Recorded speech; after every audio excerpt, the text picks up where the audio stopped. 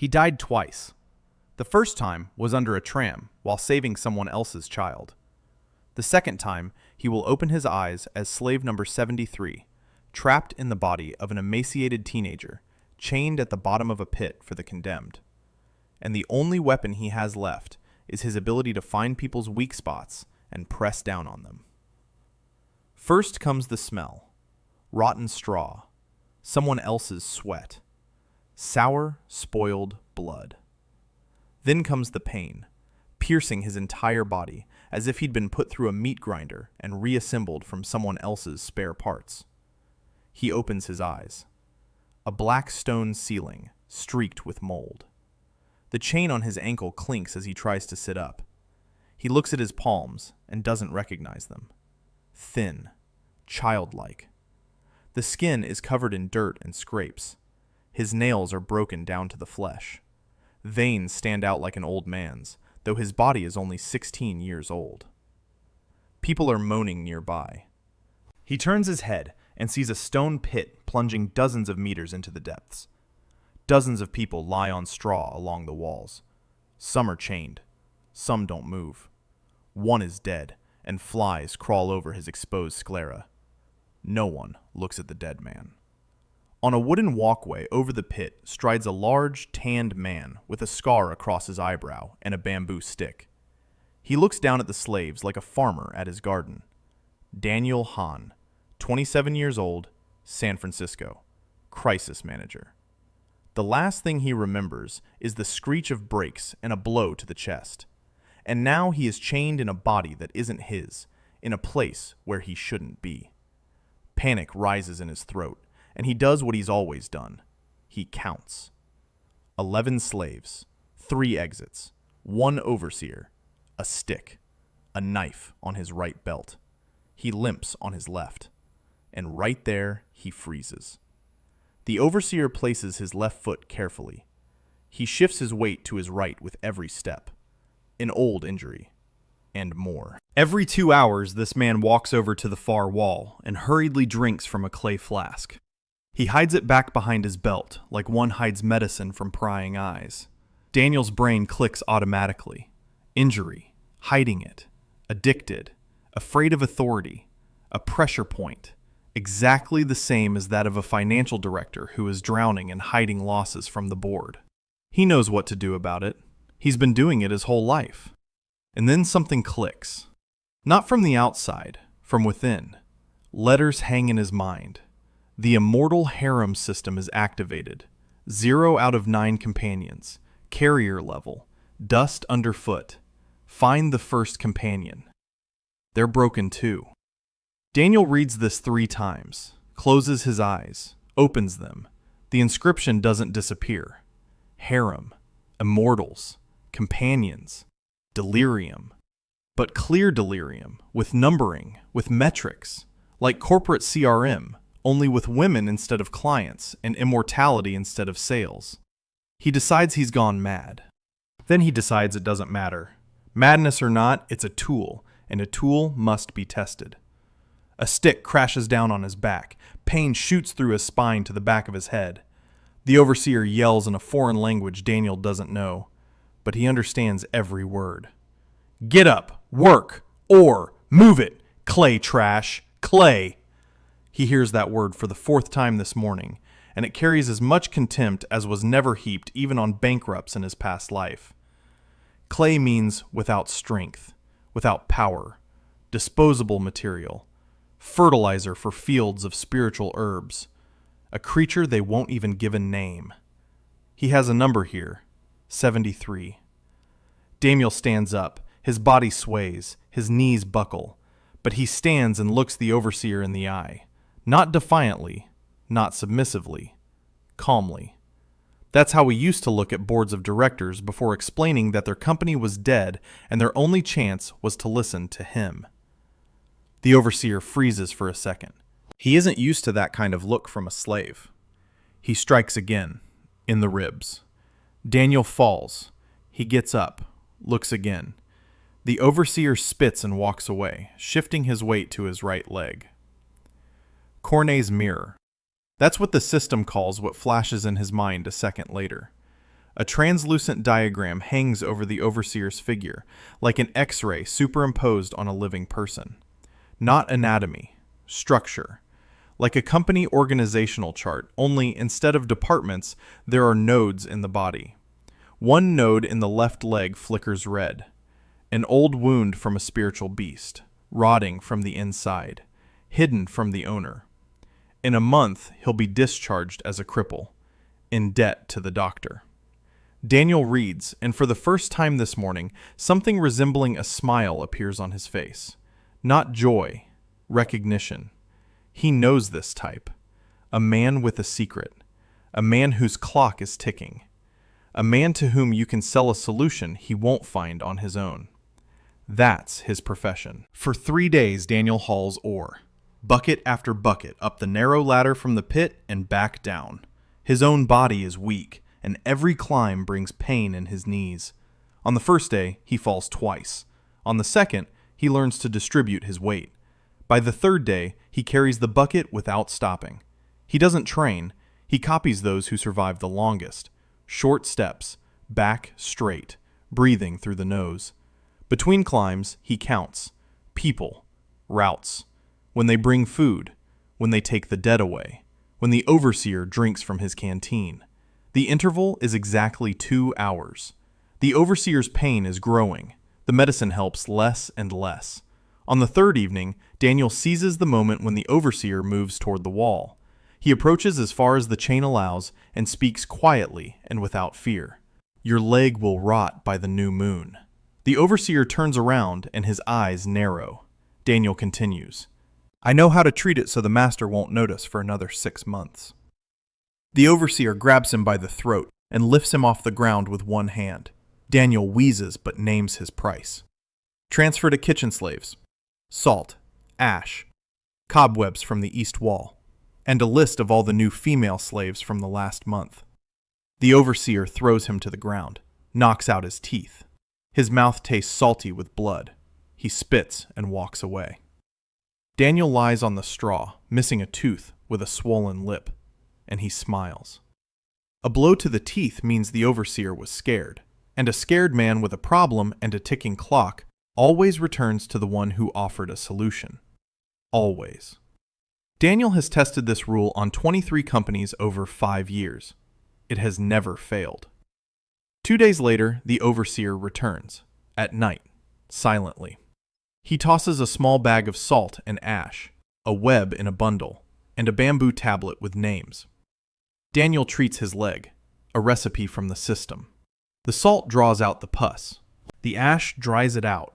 The spiderweb stops the bleeding. It doesn't heal, it buys time. Exactly what he promised. While the overseer hisses in pain, Daniel reads the list by lamplight. 28 numbers. They don't give names here. Number 112, a woman, around 18, burned dantien, a lotus-shaped scar on her left collarbone.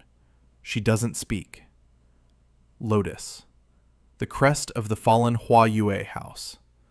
3 years ago, the Tianchen kingdom staged the Night of the Cut Flowers, a simultaneous strike against 3 houses. The heiresses were declared dead. The clans were slaughtered. The princesses were sold in the markets under false numbers. They whisper about this even in the pit. And one of them is here, in the neighboring cage. The system flashes quietly. Potential companion detected. High compatibility. Critical condition. Start with food. Daniel folds up the sign. He looks at the overseer, who is already tying on his blindfold, and says he needs one more thing. A transfer to the kitchen slaves. Tomorrow. The overseer stares at him for a long time with a heavy gaze. Then he nods. In the morning, Daniel is transferred. The kitchen is a separate room above the pit. It's warmer here. There's water here. From here, food is distributed through a hatch in the floor. On the first day, he cleans the cauldrons. His hands burn from the lye. The skin on his fingers cracks. But he sees everything he needs to. The line at the hatch, who gets it first, who gets it last, who doesn't come because they're too weak. Number 112 hasn't come for 3 days. That means he's dying. Quietly. just like all the useless ones die. They simply stop feeding them. On the fourth day, Daniel takes a bowl of rice water. He adds a pinch of salt, not for taste, for electrolytes. A body that has been starving for weeks won't accept normal food. It needs water with salt and starch. He knows this not from the system. He'd helped a small restaurant in San Francisco get out of debt, and the chef there had told him how to feed people after a long fast. Useless knowledge. Until today. He descends into the pit through the service entrance. Room 112 is in the far corner. She's small. Her ribs show through her torn shirt. The edge of a scar is visible beneath the fabric. Not a cut, a deliberately branded lotus pattern. Her own coat of arms had been turned into a brand. She doesn't move when he approaches, doesn't react when he sits down. He places the bowl in front of her. She doesn't look up.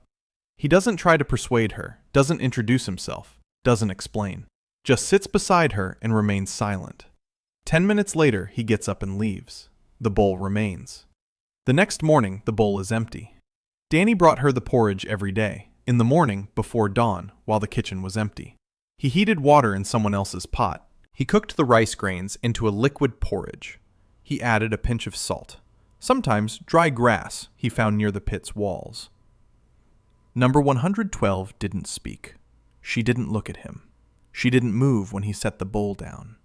For the first 5 days, he didn't know if she was eating at all, or if the other slaves were taking the broth. On the 6th day, he arrived earlier than usual and saw her. She was sitting in the corner, holding the bowl with both hands. She was drinking in small sips. Her hands were shaking so badly that the broth sloshed over the edge.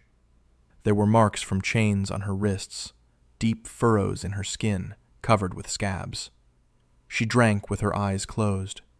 When the bowl was empty, she pressed it to her chest and sat there. Daniel stood at the entrance and didn't move. He didn't want her to know that he had seen. He didn't need her gratitude. He needed her to survive. The system ran in the background. Every time he looked at room 112, the mirror of roots displayed a diagram. A complex one, multi-layered, like the organizational structure of a company being destroyed, not from the outside, but from the inside. The Dantian was 70% burned out, not completely. Whoever left 30% intentionally, so she would feel that she had lost something, so she would remember what she used to be. It wasn't destruction, it was torture. Daniel knew this type. He'd seen it in business. A company isn't bankrupted down to zero, but to the point where the founder can still see what's left but can't do anything about it. It's more painful than total collapse. Total collapse allows you to let go. 30% does not. The system issued a recovery plan, 90 days, phase 1. Days 1 through 14, physical stabilization, food, water, sleep, minimal physical contact, no talk of the past, no questions, no attempts at treatment. Phase 2, days 15 through 40, restoring her voice. Not physically, but psychologically. Give her a reason to speak. Don't force her. Don't ask. Create a situation in which silence becomes less comfortable than speech. Phase 3, days 41 through 90, restoration of the Dantian. But not directly, rather through a specific sequence of actions that the system had laid out in such detail that Daniel recognized it as a standard restructuring playbook. Every day was laid out. What to do, what to say, what to cook, who to meet with. He read it and felt almost at home. This was his job, only instead of reports, there were bowls of broth. At the same time, he worked in the kitchen. The kitchen in Tianchin's slave pit was not a kitchen in the normal sense. It was a hole with 3 cauldrons and sacks of grain that even rats wouldn't eat. But even such a kitchen was a hub of information. Everything passed through the kitchen. Slaves came for food and talked. Guards stopped by for hot water and chatted among themselves. Slave traders stopped for lunch and discussed prices. Daniel listened. Every day, every word. He learned that the pit did not belong directly to the Tianchen royal house, but to the vassal clan of Long. A petty clan, a greedy one, specializing in ore mining in the Juaichen Mountains. Slaves here were used for menial labor in the mines. The clay-skinned ones lived an average of 4 months. Daniel had been here for 13 days. He also learned that the Long clan owed the Tianqin royal house a large shipment of spirit stones. The debt was growing. The Long clan was covering it with ore shipments, but the ore was getting cheaper because 2 other mines were producing more. A familiar picture. The company is in a tailspin. Revenue is falling, debts are rising, management is burying its head in the sand. Daniel sketched a diagram in his mind. The Loon clan, the debt to Tianqin, falling ore prices, slaves as expendable resources, an overseer with a bad leg. Room 112 in the far corner, and himself in the middle. No chi, no weapons, no allies. With a pot of rice porridge. Cornet's mirror didn't just work on individual people, it worked on systems. When Daniel looked at the pit's layout as a whole, the diagram unfolded like a business process. Incoming flow of slaves, outgoing flow of ore, losses, depreciation of human resources, vulnerabilities. There were 3. The first vulnerability, accounting. The Loon clan kept track of the slaves on bamboo tablets. During his week in the kitchen, Daniel saw how it worked. The tablets were kept by the overseer in a room above the pit. Once a month, an auditor from Tiancheng would arrive and cross-check the number of slaves against the amount of ore mined. But the auditor counted by heads, while the overseer recorded by numbers, and there was a gap between the heads and the numbers. The dead were written off every 2 weeks. New ones were recorded upon arrival. Between the write-off and the arrival, there was a gray area. Slaves who were technically no longer there, but were physically still present. Or vice versa. Numbers that appeared on the list, but behind which stood no living person. In a normal company, this is called an inventory discrepancy. Here, it was called an opportunity. Second point, the dispatch route. Defective goods. Slaves who had become too weak for the mine were not killed. Killing them would have been wasteful. They were sent to distant estates of the Loon clan for light work. Laundry, cleaning, the vegetable garden. Formally, it was a transfer. In reality, it was a dumping ground. But the dumping ground had a route, a cart, 1 guard, a 2-day journey through a mountain pass. And on that pass, there was a half-day stretch where the road ran along the forest, and the guard couldn't see everyone in the cart at once. Third point, waybills. Every batch of defective goods was documented with a waybill, a bamboo tag with the slave's numbers and the overseer's stamp. Daniel saw the overseer apply the stamp, with his left hand, without looking. He didn't even read what he was signing. 3 points, 3 vulnerabilities. Daniel mentally connected them into a single diagram and saw a plan. Not an escape plan, a restructuring plan. On the 21st day, he began preparing. Not food, soil. He befriended the second cook, an old man named Bao, a 3rd-generation former slave. Born in a pit, raised in a pit, grew old in a pit. Bao knew no other life and wanted none. But he knew everything. Every corner, every crevice, every guard by name and habit. Daniel brewed him tea from herbs he found in the cracks between the stones. Bao drank and told stories. About the manager who drinks rice wine every evening and by midnight can't tell a 1 from a 7. About the auditor who arrives on the first day of every month and is always 2 days late. About the cart with defective goods that leaves once every 20 days. The next one in 9 days. Daniel counted 9 days. 2 necessary numbers, his and number 112. 1 waybill, 1 stamp, 1 drunk manager. At the same time, he continued to bring the decoction, every morning, without a word. On the 14th day, she looked at him for the first time. Not in the eyes, at his hands. She looked at his hands as he looked the bowl, cracked from the lie, with the skin peeled off the knuckles, the hands of a slave. She looked at them, and there was something in her gaze besides emptiness. Not gratitude, not interest. Recognition. She recognized the hands that worked, the hands that brought her food every day, even though their owner himself received only half a bowl of liquid porridge. On the 15th day, she made a gesture, a small one, almost imperceptible. When he set down the bowl, she shifted the stone she was sitting on into her palm, to the side, making room next to her. Daniel sat down. They sat in silence. He could hear her breathing, uneven, hoarse. Something was whistling in her lungs. The system displayed a line. Inflammation of the left lung, early stage. Treat with heat and a decoction of white willow bark. A white willow grew by the eastern wall of the pit. Daniel saw it every day.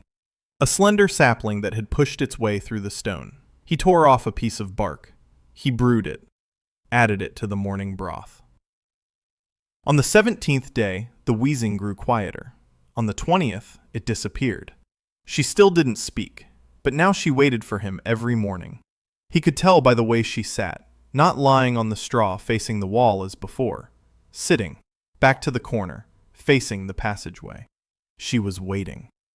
The system flashed. Phase 1 complete. Body stabilized. Hunger subsided. Inflammation resolved. Recommendation: transition to Phase 2. Give her a reason to speak. Daniel thought for 2 days. What could make a person who has been silent for 3 years speak? Not a question. The issue is pressure. Pressure is the enemy, not a request. A request is an expectation. An expectation is a debt. Something else was needed. On the 22nd day, he didn't bring a broth. He brought a flower, a small one, white. He found it by the same eastern wall, a wild mountain flower with 5 petals. He placed the flower in a bowl of water next to her usual bowl of broth. She looked at the flower, then at him, then back at the flower. Her lips twitched. She reached out and took the flower from the bowl, brought it to her face, closed her eyes, and whispered a single word. He didn't catch it, leaned closer. She repeated it. Baihe, white lily. That was the flower's name. The first word in 3 years. Daniel didn't smile. He didn't react. He didn't say anything. He just nodded and took the empty bowl from under the potion and left. Upstairs in the kitchen, he sat on the floor next to the cauldron and closed his eyes. In his head, the system was spitting out statistics. His companion's progress: 2%. Trust: minimal. Connection: not established: 2%. In 22 days. In his past life, he'd built companies faster. But these weren't companies. These were people who'd been broken to the core, and the core had been broken too. He opened his eyes, looked at his hands, cracked, scraped, alien. His hands. 7 days remained until the cart's departure. 7 days. Daniel broke them down into tasks. Days 1 and 2, reconnaissance of the route. Day 3, preparing the waybill. Days 4 and 5, stocking up on food and water. Day 6, a buffer day. Day 7, departure. He pieced together the route from the guards' conversations in the kitchen. They didn't mind talking in front of the slave. To them, the slave was a piece of furniture. Furniture doesn't eavesdrop. The wagon would leave the pit at dawn. It followed the main road to the Longmen Pass. Then it turned onto a mountain trail through the western forest. Then it descended to the distant estate of the Long clan in the Huashan Valley. The entire journey took 2 days. 1 guard on the cart.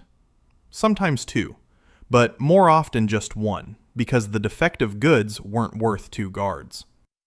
The western forest was a key point. The trail ran along a cliff. The forest began on the left side. Dense. Impassable for a cart, but passable for a person. The guard led the horse and looked ahead. The slaves sat in the open bed behind him.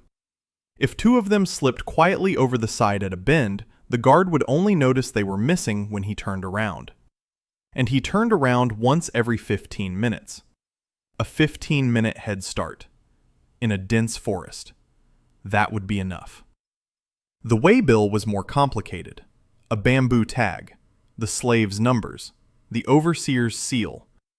Daniel couldn't forge the seal. But he didn't need to. He needed the overseer to affix it himself, to the real tag with the right numbers. He'd been watching the overseer for 4 days. Lu Guang, 50 years old, fat, lazy. He drank rice wine every evening starting at sunset. By midnight, he'd fall asleep at the table. In the morning, he woke up with a headache and signed everything in front of him without looking. His assistant, a young cultivator from the Long clan named Peng, prepared the tags in the evening and left them on the table. In the morning, Liu Guang would stamp them. Peng would take the finished tags. The system ran like clockwork. And like any system that ran like clockwork, it was vulnerable to anyone who knew the schedule. Daniel needed to slip one extra tablet into the stack. With the numbers 73 and 112, destination, the distant estate, category, defective goods. He made the tablet himself. The kitchen was full of bamboo.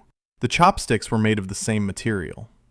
Daniel split 3 chopsticks and fashioned them into a flat board the size of his palm. He had memorized the symbols after 2 weeks of observing Pan's tags. They were simple: number, destination, date, signature. Not calligraphy. Working notes in hurried handwriting. Daniel copied them not beautifully but accurately.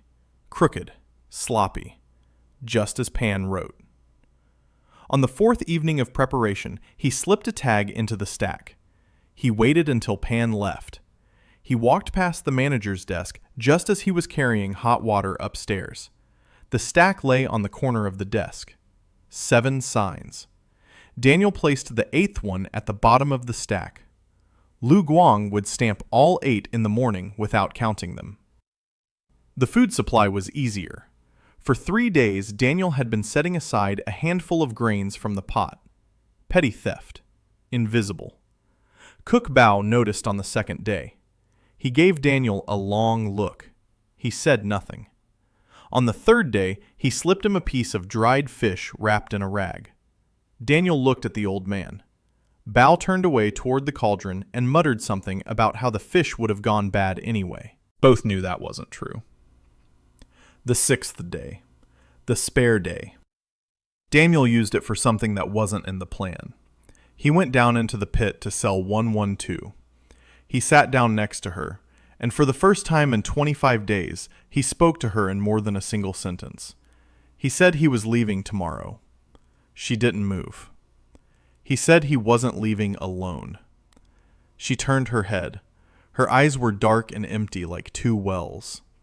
He said she had to decide now, go with him or stay. If she stayed, he'd leave her a week's worth of food. If she went, he couldn't promise it would be better. It might be worse. Mountains, cold, no food or shelter. But he could promise one thing. He would never again let anyone give her a number instead of a name. She looked at him for a long time. A minute. 2. He waited. He didn't rush her. It was like a negotiation. The most important moment is when you've said everything and fallen silent. Whoever speaks first has lost. But this wasn't a negotiation. This was life, and she spoke. Not with words, with a gesture. She reached out and took his wrist. Slender fingers wrapped around his hand. Cold. Bony. Alive. That was the answer. Dawn of the 7th day, the 29th day since waking. A cart stood at the upper entrance to the pit, wooden, creaking. 4 slaves were already sitting in the bed, emaciated, silent. Defective goods destined for processing. There was one guard, young, bored. A sword on his belt that he was clearly not used to drawing. Liu Guang had stamped the papers that morning, all 8 of them. Peng handed out the tags to the guards. Daniel had seen from the kitchen how the young guard took his tag and didn't even read it. He shoved it behind his belt. Daniel led number 112 out through the service entrance. She walked slowly. Her legs were unsteady. He supported her by the elbow. She was weightless, like empty clothes. They climbed into the cart, sat in the far corner. The guard counted the heads. 6. He looked at the tag. 6. It matched. He snapped the reins. The horse jerked. The wagon creaked and crawled up the stone road. The pit was left behind. The smell of rotten straw still clung to their clothes, to their hair, to their skin. But with every turn of the wheel, it grew fainter. They rode all day. Number 112 sat with her back pressed against the side of the cart, eyes closed, hands on her knees. She wasn't sleeping. She was waiting. The other 4 slaves paid them no attention. They were too weak to notice anything but their own hunger. By evening, the cart had reached the mountain pass. The air grew colder and clearer. The forest began on the left. Dark, dense, smelling of pine needles and dampness. The guard lit a torch and hung it on a pole in front. A circle of light swayed ahead of the wagon. The body of the wagon was lost in the darkness. Daniel waited for the turn. The first, the second. At the third, the trail curved around a rocky outcrop, and the guard had to look ahead to guide the horse between the rocks. Daniel squeezed number 112's hand. She opened her eyes. He nodded. The third turn. The guard pulled on the reins and turned toward the horse. Daniel swung himself over the side, quietly. His feet touched the ground.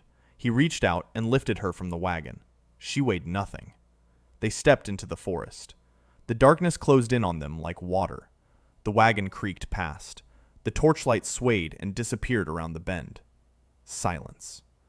Only the wind in the treetops and the pounding of his own heart. They stood in the darkness among the trees and listened as the creaking of the wheels grew fainter. Fainter. Quieter. Gone. Daniel exhaled. For the first time in 29 days, he wasn't a slave. Formally. Technically. Legally, in this world, he was still a thing without a name or a number. But there were no chains. There were no walls. There was no overseer. He looked at the woman beside him. She stood there, gazing at the sky. He raised his head and looked too. The sky was different. Not a ceiling of black stone. The sky. Vast. Black. And 9 moons burned in it. Not just one, as in his past world. 9. Each a different shade. One red. One blue. One green. The rest in shades of silver and gold. 9 lights, each nourishing one of the realms. He knew this from the slaves' conversations in the kitchen. 9 moons, 9 realms, 9 broken pieces of a single world. She raised her hand beside him and pointed to one of the moons, the green one, the dimmest one, almost extinguished. Huayu, the flower kingdom, her moon. She looked at it and said nothing, and Daniel stood silently beside her. Then he pulled a bundle of grains and dried fish from his bosom, and said they had to go. She lowered her hand, nodded, and they walked into the darkness between the trees. No road, no map, no plan, except one, to get as far away as possible before dawn. They walked all night. He led her by the hand. She stumbled, fell, got up, kept going. He stumbled, fell, got up, kept going. By dawn, they had reached a mountain stream. The water was icy and clear. They drank from their cupped hands. He cooked porridge over a fire he'd managed to start on his 3rd try. The smoke was damp and acrid. The porridge was thin and bland. It was the best porridge of his life. She ate slowly, in small sips. Then she set the bowl down on a rock. She looked at him and said her second word in 3 years. A name. Not his. Hers. Scion. The first 3 days in the mountains were about survival. Nothing more. Food was running out. The grains lasted 2 days. The fish, 1 day. Daniel didn't know how to hunt. Didn't know how to set traps. Didn't know how to tell an edible root from a poisonous one. The teenager's body he was carrying was weak and unaccustomed. Scion was even weaker. She followed him, clinging to his sleeve, and every half hour they had to stop so she could catch her breath. The system helped. Not much, but enough. The mirror of roots didn't work only on people. It worked on plants. When Daniel looked at a bush or a root, the diagram showed its properties. Edible, poisonous, medicinal, neutral. He didn't see the qi in the plants, he saw their function. Like on a product label, ingredients, calories, contraindications. On the second day, he found a wild sweet potato. On the third, mushrooms. On the fourth, a stream with fish that could be caught by hand if you knew where to stand. He didn't know, but he learned quickly. On the fifth day, they found a valley, by chance. They were walking along the ridge, and Daniel was looking for a passage through the mountains to the west, farther from the Loon clan's territory, farther from the roads, farther from people. The trail led down the slope through a bamboo grove, and beyond the grove, a valley opened up. Small, 3 kilometers long, 1.5 wide. Mountains on 3 sides. On the fourth, a narrow gorge through which they put.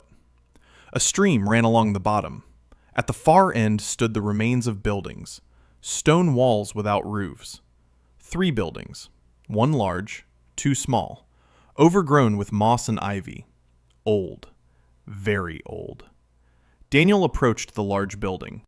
Walls of hewn stone. The masonry was neat, professional. Not a peasant hut, a military outpost or fort. The roof had collapsed, but the walls stood firm. The foundation was intact. The doorway was wide. Inside, the stone floor was covered with a layer of dirt and leaves. Cornet's mirror displayed a line. An abandoned outpost of an unknown clan, about 200 years old.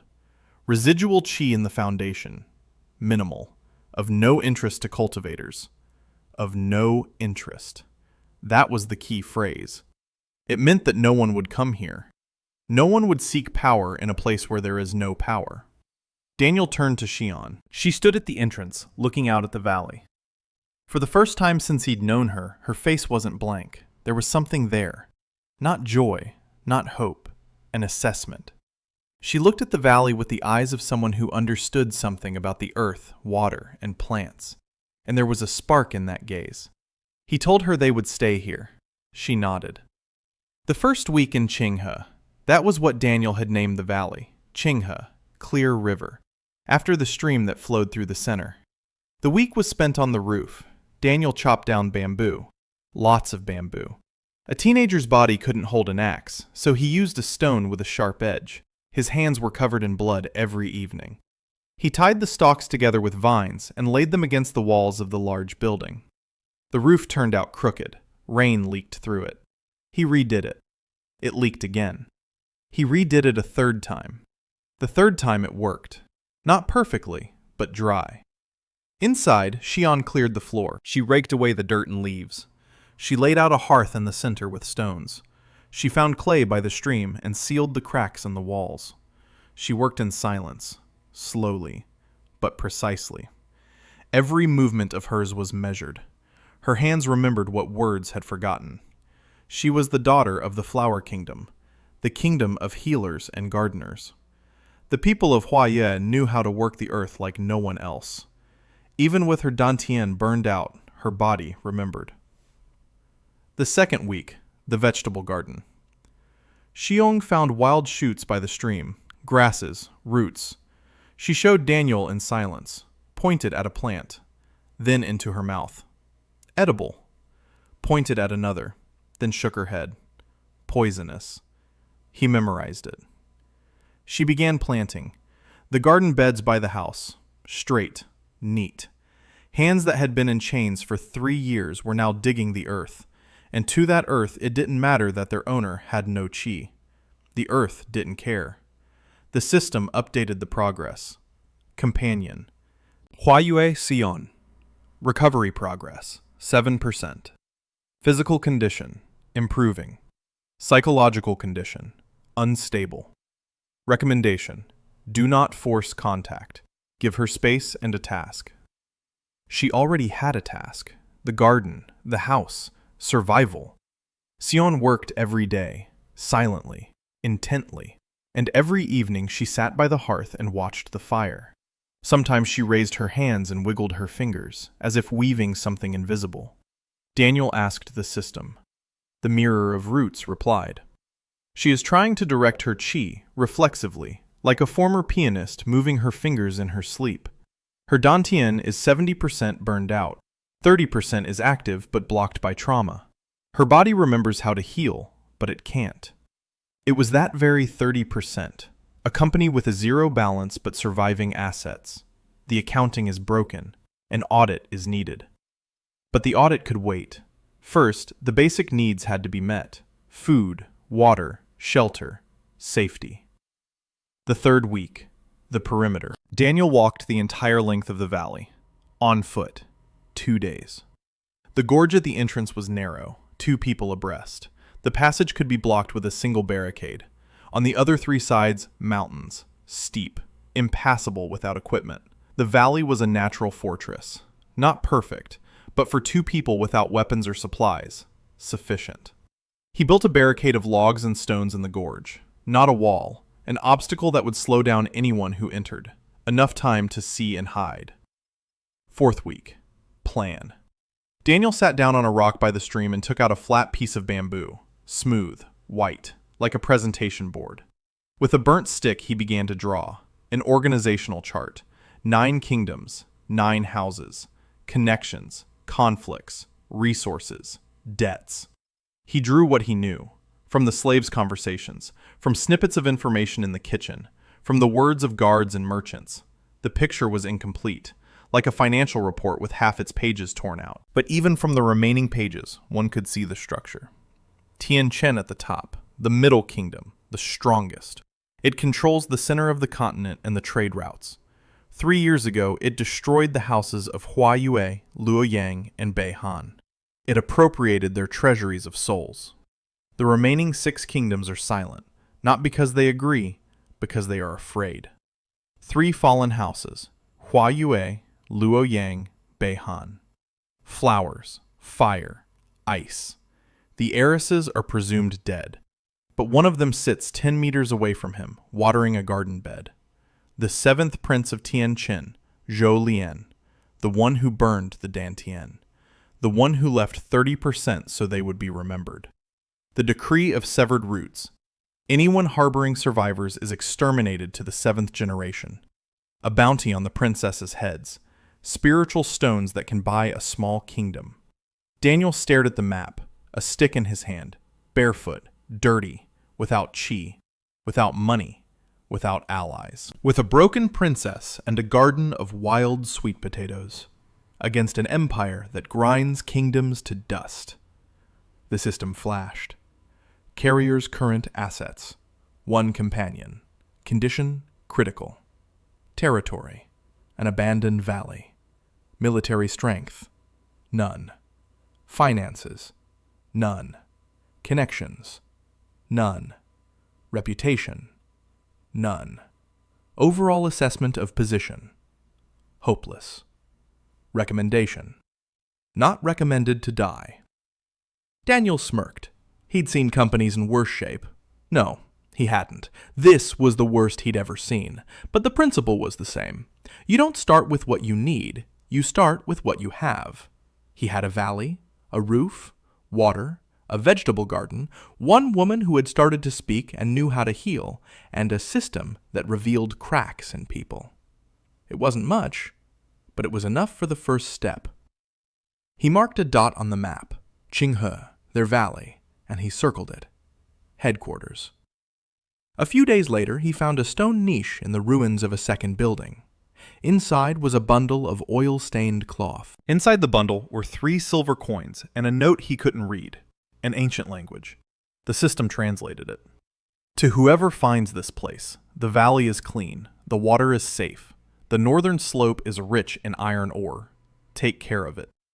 The signature was smudged. 200 years ago, someone lived here and left a message for whoever came after. 3 silver coins.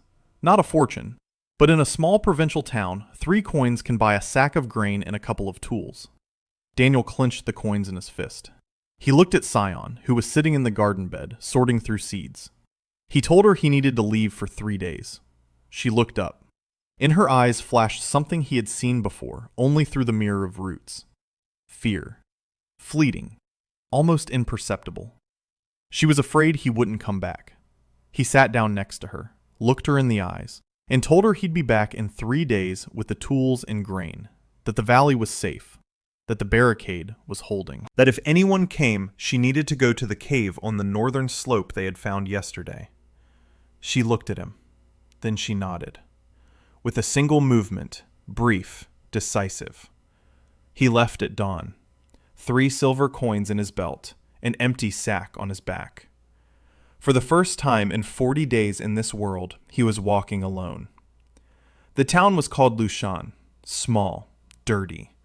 It stood at the crossroads of 2 roads on the outskirts of the Long Clan's territory. 100 houses, a market, 2 taverns, a recruitment office, a temple without a monk. Daniel reached the town in a day and a half. His feet were raw and blistered. His body craved food and sleep. He entered the town at dawn, and the first thing he did was look around. A habit from his past life. You join a company, you survey the office.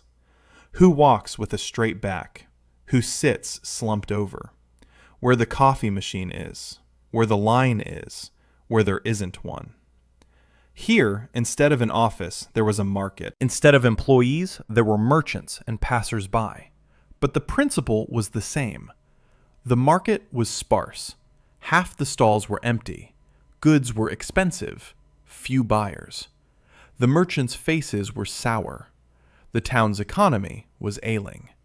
Daniel activated the mirror of Cornell, not on individual people, on the town as a whole. The scheme unfolded in his mind like a map. Lushan. Dependence on the Loon clan. The mine provides jobs.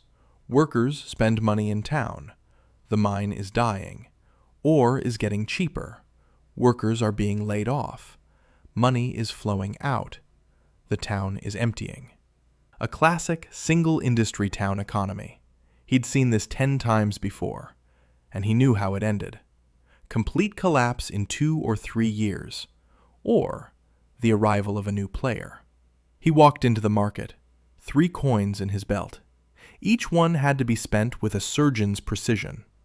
The first coin, a sack of coarse grain, millet, the cheapest, the most caloric, enough for a month if used sparingly. The second coin, tools. He took a long time choosing. A hoe, a knife, flint for fire, rope.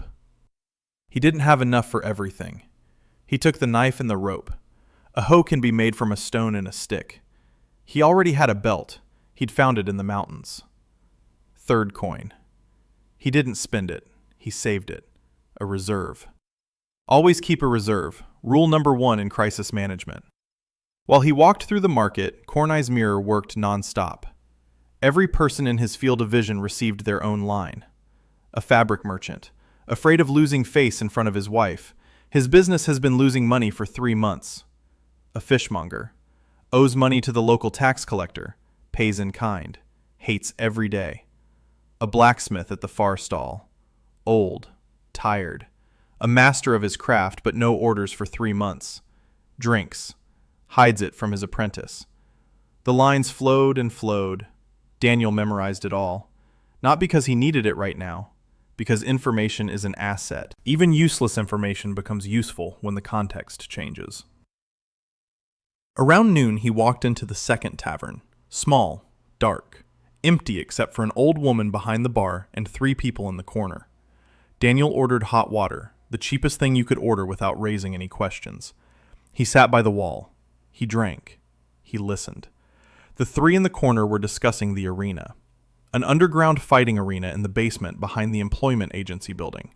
Once a week, bets, fights, slaves against slaves, sometimes free men against free men for money. A crowd, booze. Daniel listened, and one name caught his attention. The fiery bitch. That's what they called the fighter. A woman, young, no implants, fights with her bare hands, fiercely, frantically. She loses more often than she wins because she charges in headlong with no strategy. But the crowd loves her because she never gives up, even when she's broken. Even when blood floods her eyes, she gets up and goes again. The arena owner keeps her on a chain and lets her out once a week. Between fights, she sits in a cage and pounds her fists against the wall. Daniel set down his cup. The fiery bitch. A woman without chi. On a chain. Who fights like a woman possessed and never gives up. 3 years ago, Tian Chen destroyed 3 houses. Hua Yue, Luoyang, Beihan. The heiresses were declared dead. He had already found Shi Yong, the heiress of Hua Yue, the Flower Kingdom, a healer, silent, quietly broken. The heiress of Luoyang was a swordswoman, the Fire Kingdom, proud, fierce, broken loudly. Fiery bitch. It could have been a coincidence. Daniel didn't believe in coincidences. He finished his water, left the tavern, found a hiring office. Behind it was a passage to the basement. The door was locked. The next fight was in 3 days. He approached the guard at the door. Cornet's mirror displayed a line. Owes the arena owner 2 months' pay. Afraid of being fired. His wife is pregnant with their second child. Daniel spoke up, quietly, calmly. He said he was looking for work at the arena. Anything. Cleaning, preparing the ring, carrying out bodies. The guard looked at him. A skinny teenager in ragged clothes. No C's. A piece of trash. But his eyes were calm. His voice steady. The guard named his price. Work for food. No pay. Daniel agreed. 3 days later, he was inside. The arena turned out to be a pit. Round. Stone. Dug out in the basement of the building. About 50 spectators on wooden benches in a circle. Torches. Smoke. The smell of sweat and blood and cheap wine. Down below on the sand stood 2 people. A man with a club and a woman. Young. Maybe 19. Maybe 20. Skinny, but not like Sion. Different. Lean. Muscular. A body that had starved but never stopped moving. Black, short hair, cut with a knife. 2 old scars on her face, one across her eyebrow, the other on her chin. Eyes. That's what he saw first. Her eyes were like coals. Not a metaphor. They were burning. Dark. Fierce. There was no emptiness in them like there was in Sion's. There was fire in them.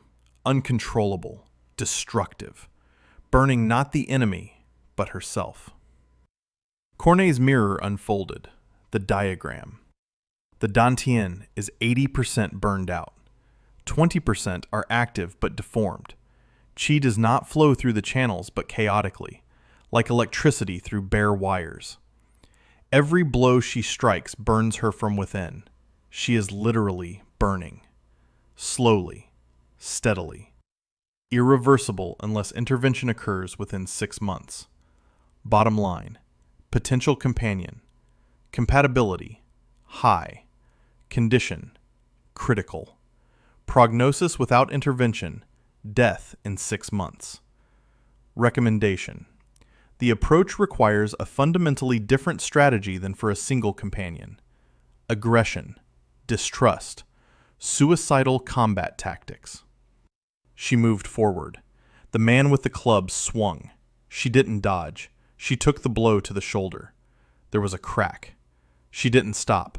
She struck him in the throat with a clenched fist. He fell. She struck again. And again. The crowd roared. She struck, and her face was utterly blank. Not rage. Not anger. Emptiness. She wasn't fighting to win. She was fighting to feel something. Anything. Daniel stood by the wall with a cleaning rag and watched. The arena owner sat on the top bench, fat, in a silk robe, mirror of Cornet, greedy, cowardly, in debt to the Lun clan for the basement rent. The arena brings in less than he spends on the fighters. It stays afloat only thanks to her. Fire bitch. The only attraction that draws a crowd. She was his main asset. He knew it. That's why he fed her better than the others. That's why he didn't maim her on purpose. That's why he kept her on a chain. Because without her, the business would collapse. Daniel looked at the arena owner and saw a familiar picture. A company that relies on a single product. One product. one dependency, one point of failure. He knew how to break that. The fight was over. She stood over the body. Her left shoulder hung crookedly, dislocated, or broken. She didn't flinch. Blood flowed from her split eyebrow and dripped onto the sand. The guards led her out, a chain around her neck, chains on her hands. She walked, staring straight ahead with a dead gaze. Daniel watched where they were taking her. The cage behind the arena. Iron bars. Straw on the floor. A bowl of water. A bowl of rice. She sat down in the corner, pressed her broken shoulder against the wall, and began methodically pounding the stone floor with her right fist. A blow. A blow. Pound. Her knuckles were worn down to the bone. Old calluses over old scars over old calluses. She pounded and counted. Or prayed. Or cursed. He didn't know. Daniel stood in the shadow of the corridor and watched. The system flashed. Recovery plan for Companion 2. Preliminary. Attention. Standard methods are inapplicable. Companion 2 will not accept help. Will not accept food from strangers' hands. Will not accept kindness. To her, kindness equals weakness. To her, weakness equals death. Recommendation. Approach through respect. Do not rescue. Offer a deal. Daniel knew this type. A founder who would rather kill the company than give up control. You can't walk up to someone like that and say, "I'll save you." They'll throw you out the window. With someone like that, you have to walk up and say, "I have a proposal that will benefit both of us." And the proposal has to be genuine, no deception, no manipulation, real value that she'll receive and for which she'll agree to listen. He thought all night. He slept on the arena floor among rags and buckets. By morning, he knew what to do. He had to buy her. Not save her, not steal her. Buy her. By the owner's rules. In his language. Because a stolen slave is a fugitive who will be hunted down. A purchased one is property for which payment has been made. And property that the owner has abandoned is nobody's business. The price was the problem. He had one silver coin left. The arena owner wouldn't sell his best fighter for a single coin. He wouldn't sell her for 100 either. She was his only source of income. But Daniel saw through the mirror of Cornell what the owner didn't see. She was dying. 6 months, maybe less. Her body was wearing itself out with every fight. In 3 or 4 months, she would start losing her coordination. In 5, she would stop being able to stand. In 6, her heart would stop. The owner didn't know this. He only saw that she was fighting and the crowd was paying. Daniel had to show him the future. Not magically, financially. He approached the arena owner in the morning. The man was eating breakfast in the upper room. Rice with meat. Tea. Daniel introduced himself as a wandering accountant looking for work. The owner looked at him lazily. Clay-skinned, a teenager. No chi. But his eyes were calm. And his voice didn't sound like a slave's. Daniel offered a free service, an audit. He would look over the arena's books and tell the owner where he was losing money. If the owner agreed that the audit was useful, he would hire Daniel as an accountant. If not, Daniel would leave and ask for nothing. The owner laughed, but he showed him the books, not because he believed him, because he was bored. The books were just as Daniel had expected. Chaos. Expenses exceeded income. Debt was growing. 3 out of 5 fighters were unprofitable. The only profitable one was her. Fiery bitch. Daniel spent 2 hours poring over the spreadsheets. Then he sat down in front of the owner and began to speak. He spoke in a language the owner understood. Money. Losses. Risks. He said the arena would go bankrupt in 4 months. Not in a year. In 4 months. Because 3 fighters weren't breaking even, and their upkeep was eating into the profits from the 4th. Because the Loon clan would raise the rent next quarter, as they did every year. Because the only profitable fighter was losing her form. The owner flinched at the last point. Daniel continued. He said he'd seen her fight, that her punches had become a third weaker than a month ago. He didn't know for sure, but he guessed right. Judging by the owner's reaction, he was spot on. The owner turned pale. He noticed. He too had noticed that she was losing her edge, but he didn't want to admit it to himself. Daniel proposed a plan. Sell the 3 unprofitable fighters. Use the proceeds to pay off the debt to the Loon clan. Cut maintenance costs. Convert the arena from a fighting arena to a training arena.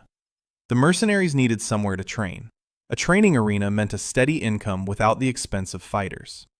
The owner listened. His expression shifted. From boredom to interest. From interest to hope. From hope to greed. Daniel saw his chance and delivered his final argument. He said that if the owner accepted the plan, he would no longer need a profitable fighter. There would be no fighters at all, which meant he could sell the fire bitch right now, while she was still on her feet, while she was still worth something. In 3 months, she wouldn't be worth a thing. The owner was silent. He thought.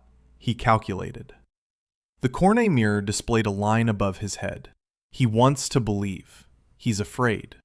Greed battles habit. Greed wins. The owner named his price. 5 silver coins. Daniel had 1. He said 3. The owner said 4. Daniel said 3 and a free audit for the first month of the training arena's operation. The owner thought. He nodded.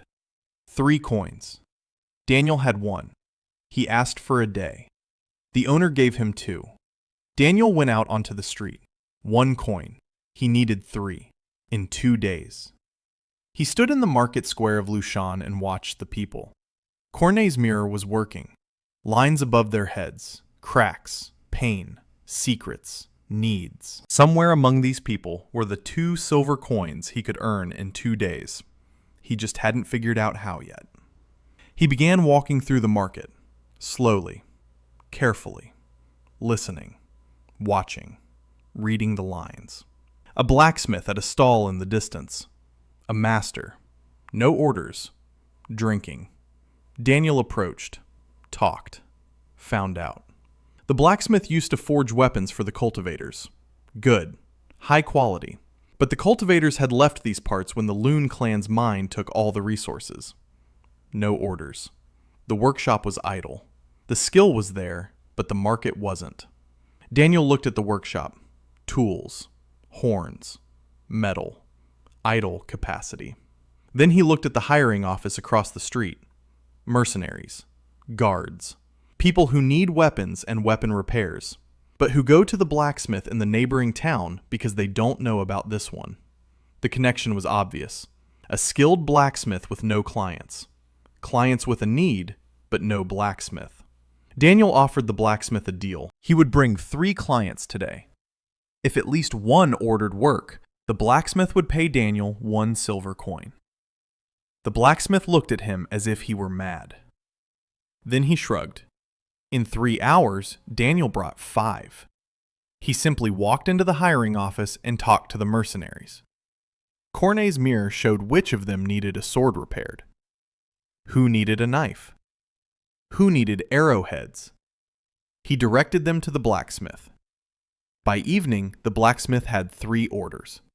He paid Daniel a coin and looked at him with new eyes.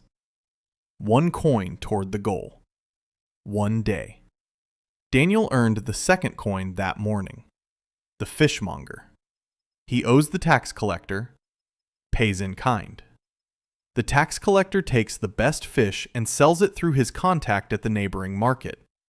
The fishmonger loses his goods and his customers. A classic racket scheme disguised as a tax. Daniel approached the fishmonger. They talked. Then he approached the tax collector. A mirror of Cornet. Afraid of an audit by the Loon clan, embezzles part of the collected funds.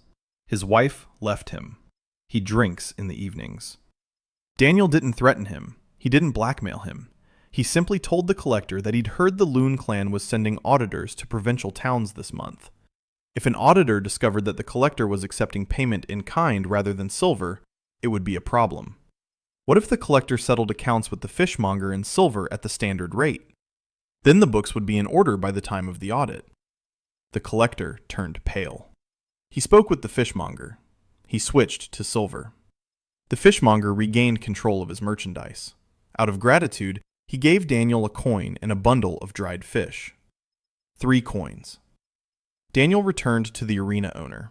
He placed 3 silver coins on the table. The owner counted them. He nodded. He called a guard. Daniel went down to the cage. She was sitting in the corner. Her left shoulder was still dislocated. It was swollen. It had turned blue. She looked up at him from below, eyes like coals. He crouched down in front of the bars. She didn't move. He said he'd bought her, that she was free, that she could go wherever she wanted. She was silent. Then she spat in his face. He wiped it off and continued.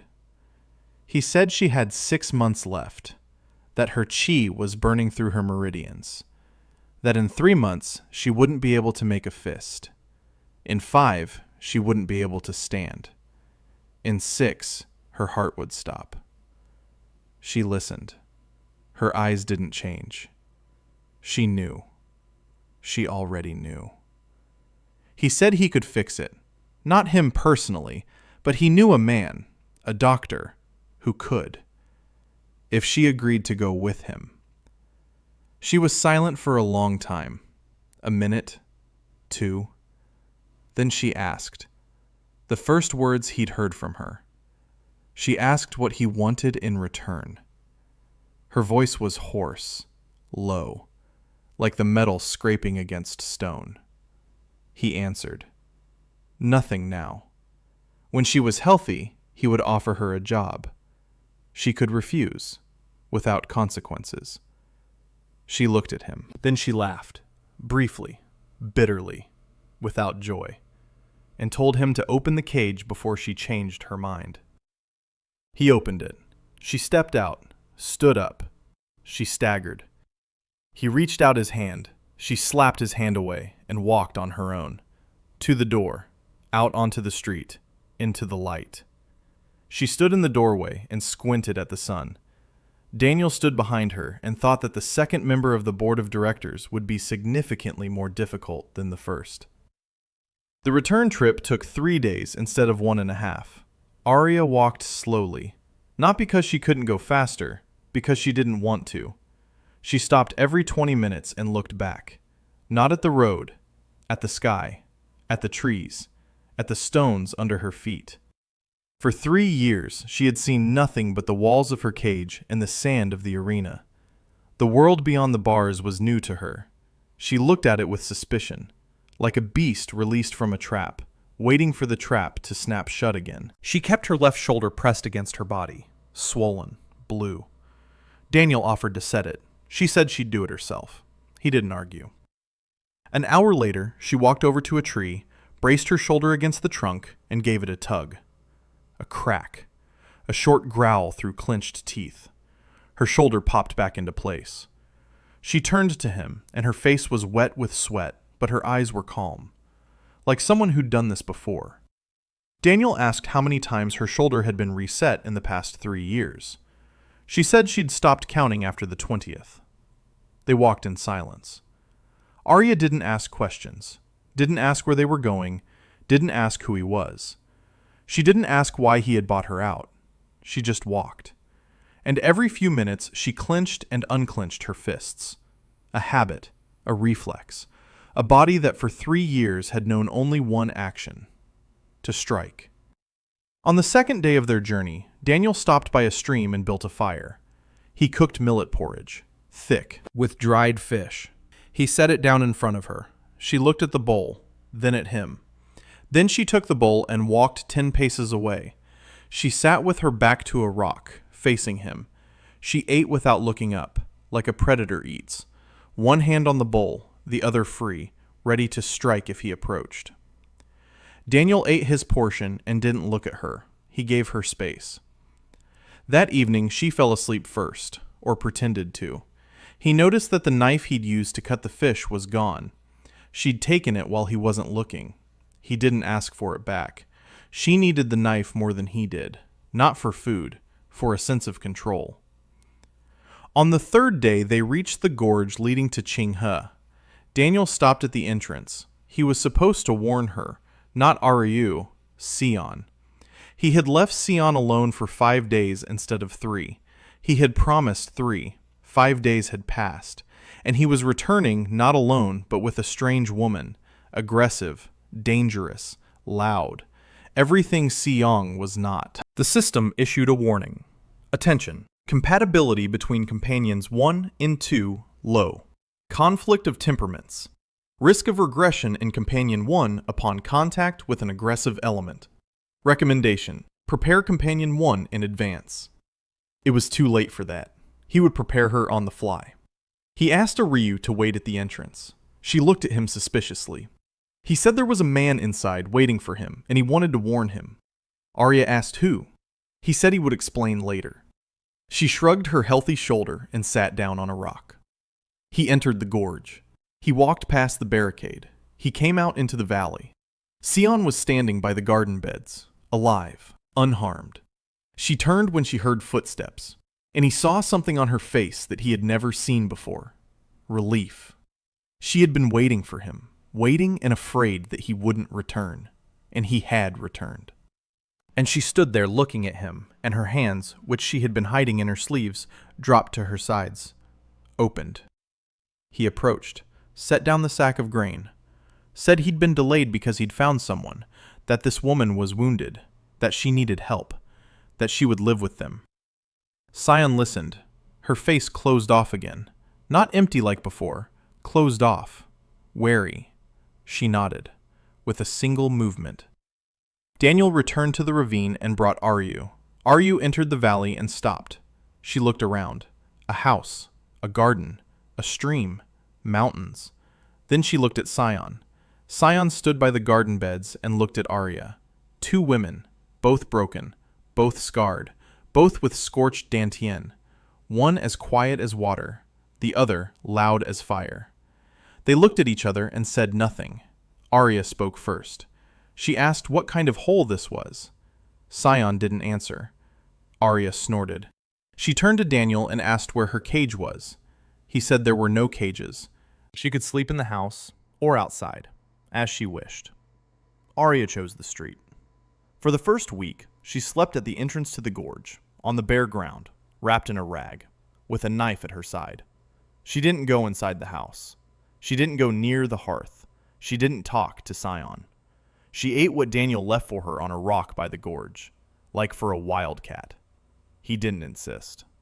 The system issued an updated recovery plan for Companion 2. Phase 1, 30 days. Do not approach.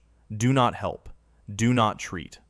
Let her see for herself that there is no trap, that there is no wall, that there are no chains. Wait until she takes the first step herself. In parallel, realign the chi channels. A Sion-level healer is needed. But Sion doesn't heal. Sion can't heal. Her dantian is blocked. The system added a line. To unblock Companion 1's dantian, external intervention is required. Recommended method. Stimulation via a first-level medical ritual. Ingredients required. Mandarin peel. White willow root. Mountain lotus. Spring water from a source with residual chi. They had the first 2. White willow grew on the eastern slope. Daniel brought from Lushan. Mountain lotus, a rare flower. It grows only near waterfalls in the mountains above 3,000 li. There were no such places in the valley. Spring water with residual chi. A spring in the mountains. He had to look for it. 2 ingredients out of 4. Half the task. Daniel began his search. Every day after doing chores around the house, he would head into the mountains for 2 or 3 hours. He surveyed the slopes. He looked for water sources. He checked every stream through the mirror of roots. Chi or no chi. Empty. Empty. Empty. 12 streams. 0 results. On the 13th day, he found a cave on the northern slope. Deep. Dark. It was warm inside, and damp, and mosses grew on the walls that glowed a pale green. The mirror of roots reacted instantly. Residual chi. Weak, but stable. A source. In the far corner of the cave, water oozed from a crack in the rock. Slowly. Drop by drop. but the water glowed the same pale green as the moss. Spring water with residual chi. 3 out of 4. The mountain lotus remained. Daniel returned to the valley. He sat by the hearth. He thought. The mountain lotus. Where to get it? Buy it. But he had no money. Find it in the mountains. But it grew too high and too far away. Grow it. He looked at Scion. She was sitting by the garden bed, sorting through seeds. Her hands moved with confidence. Exactly. She knew the land, knew the plants, knew how to grow anything. But a mountain lotus isn't a sweet potato. It needs chi that Scion doesn't have. Or does she? 30%. Blocked. The system suggested an option. Stimulation through contact with key water from the spring could partially unblock the channels of Companion 1, enough to grow a first-stage plant. Probability of success, 31%. Low, but not zero. Daniel brought Xiong a jug of water from the cave. He set it in front of her. She looked at the water, then at him. Then she dipped her hand into the jug. Her fingers touched the water, and she froze. Her eyes widened. Her lips twitched. She felt it. The chi in the water was weak, barely perceptible, but for a person who hadn't felt anything for 3 years, it was like a breath of air after drowning. She kept her hand in the water and didn't move. A minute, 2, 5. Then she pulled her hand out. She looked at her fingers, and Daniel saw something flicker at the tips of her fingers. Green, pale, almost invisible, and it vanished just as quickly. The Cornet mirror updated. Companions Dantian, 1. Blocked at 67%. Unlocked at 3%. Overall functionality, 33%. Enough for first stage technology. 3% out of 100. But those 3% were the difference between 0 and something. Between a dead field and a seed. Between silence and the first note. Sion looked up at him. In her eyes was something he had seen only once before, when she had said her name by the stream. She had recognized herself, if only for a second. Even if only 3%, but she recognized herself. She said 2 words. Daniel didn't understand the first one. The second was thank you. Then she turned away, and he saw her shoulders shake. She was crying. Quietly, silently. The first tears in 3 years. He stood up and left, gave her space. At the entrance to the ravine, Arya was sitting on a rock. She was looking toward the house. She saw everything. Daniel sat down next to her, silently. Arya was silent too. Then she said one sentence. She said he was strange. Daniel asked, in what way? She replied that he didn't try to touch them, that owners always try to touch them, that he didn't touch them, and that was strange. He said he wasn't an owner. She snorted and said that's what everyone says. He didn't argue. It was useless to prove it with words, only with time. The next day, Arya entered the house for the first time. Not to the hearth, not to Sion. She walked in and surveyed the walls, the ceiling, the floor, the exits. She was assessing the space, not as a dwelling, as a position. Where to take cover, where to retreat, where to defend herself if someone came in. Then she went out and told Daniel that the house had only 1 door. That was bad. They needed a second one, in the back. He said she was right. She looked at him in surprise. Then she turned away and walked toward the ravine. But that night she slept inside, in the far corner, against the back wall, with a knife in her hand, but inside. Arya and Sion didn't speak to each other for the first 2 weeks. Sion because she was afraid, Arya because she saw no point. They existed in the same space like 2 objects, without crossing paths, without colliding. Daniel didn't push them. The conflict he'd been waiting for came on its own. On the 15th day of their life together, Arya went out to the area in front of the house in the morning and began training. Strikes into the air, fast, sharp. Each strike was accompanied by a short exhale. Her body moved on muscle memory. No chi, pure mechanics. and each strike burned through the channels a little more intensely. Cornet's mirror showed the damage in real time, red flashes along her spine, on her arms, on her legs. She was killing herself with every movement. Sion came out of the house with a pitcher of water. She saw.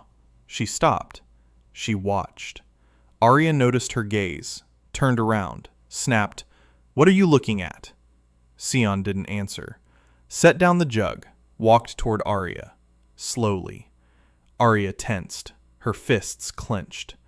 Sion stopped 2 steps away, reached out, not toward Arya, toward her shoulder, toward the one that had been dislocated and set back in place.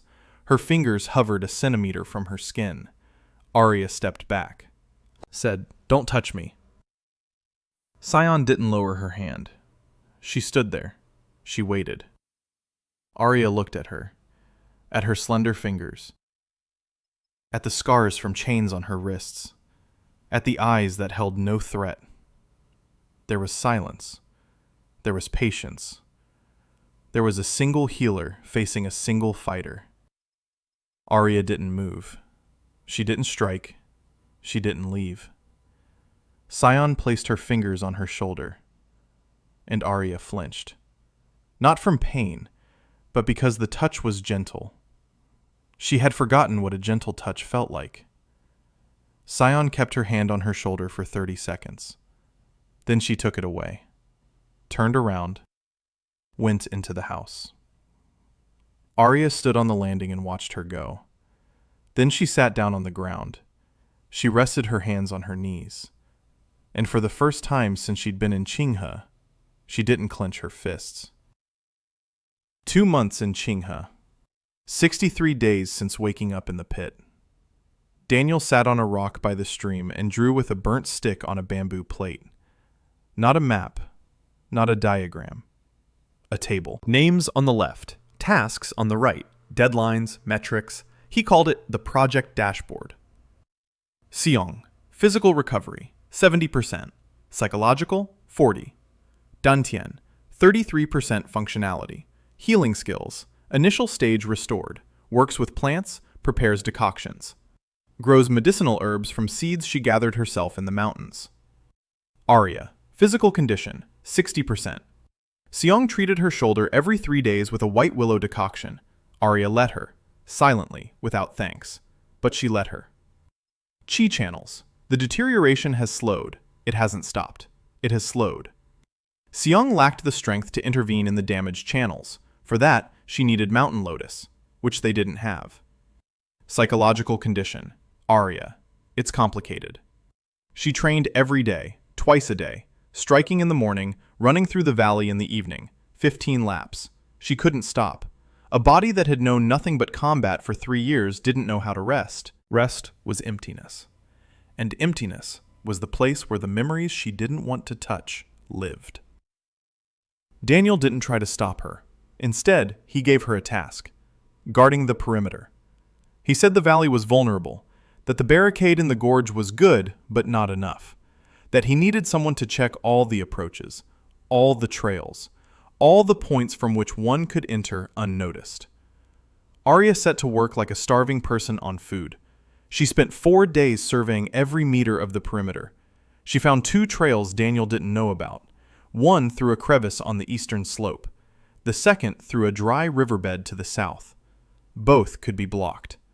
She blocked one, all by herself. She moved rocks with her bare hands. She built walls out of logs. By the end of the 4th day, she was covered in blood, mud, and bruises. And for the first time since she'd been in Chingha, there was something on her face other than anger and emptiness. Satisfaction. She had done something that made sense. Not fighting for the sake of fighting. Defense. For a place. For people. For a home she didn't yet recognize as home but was already defending.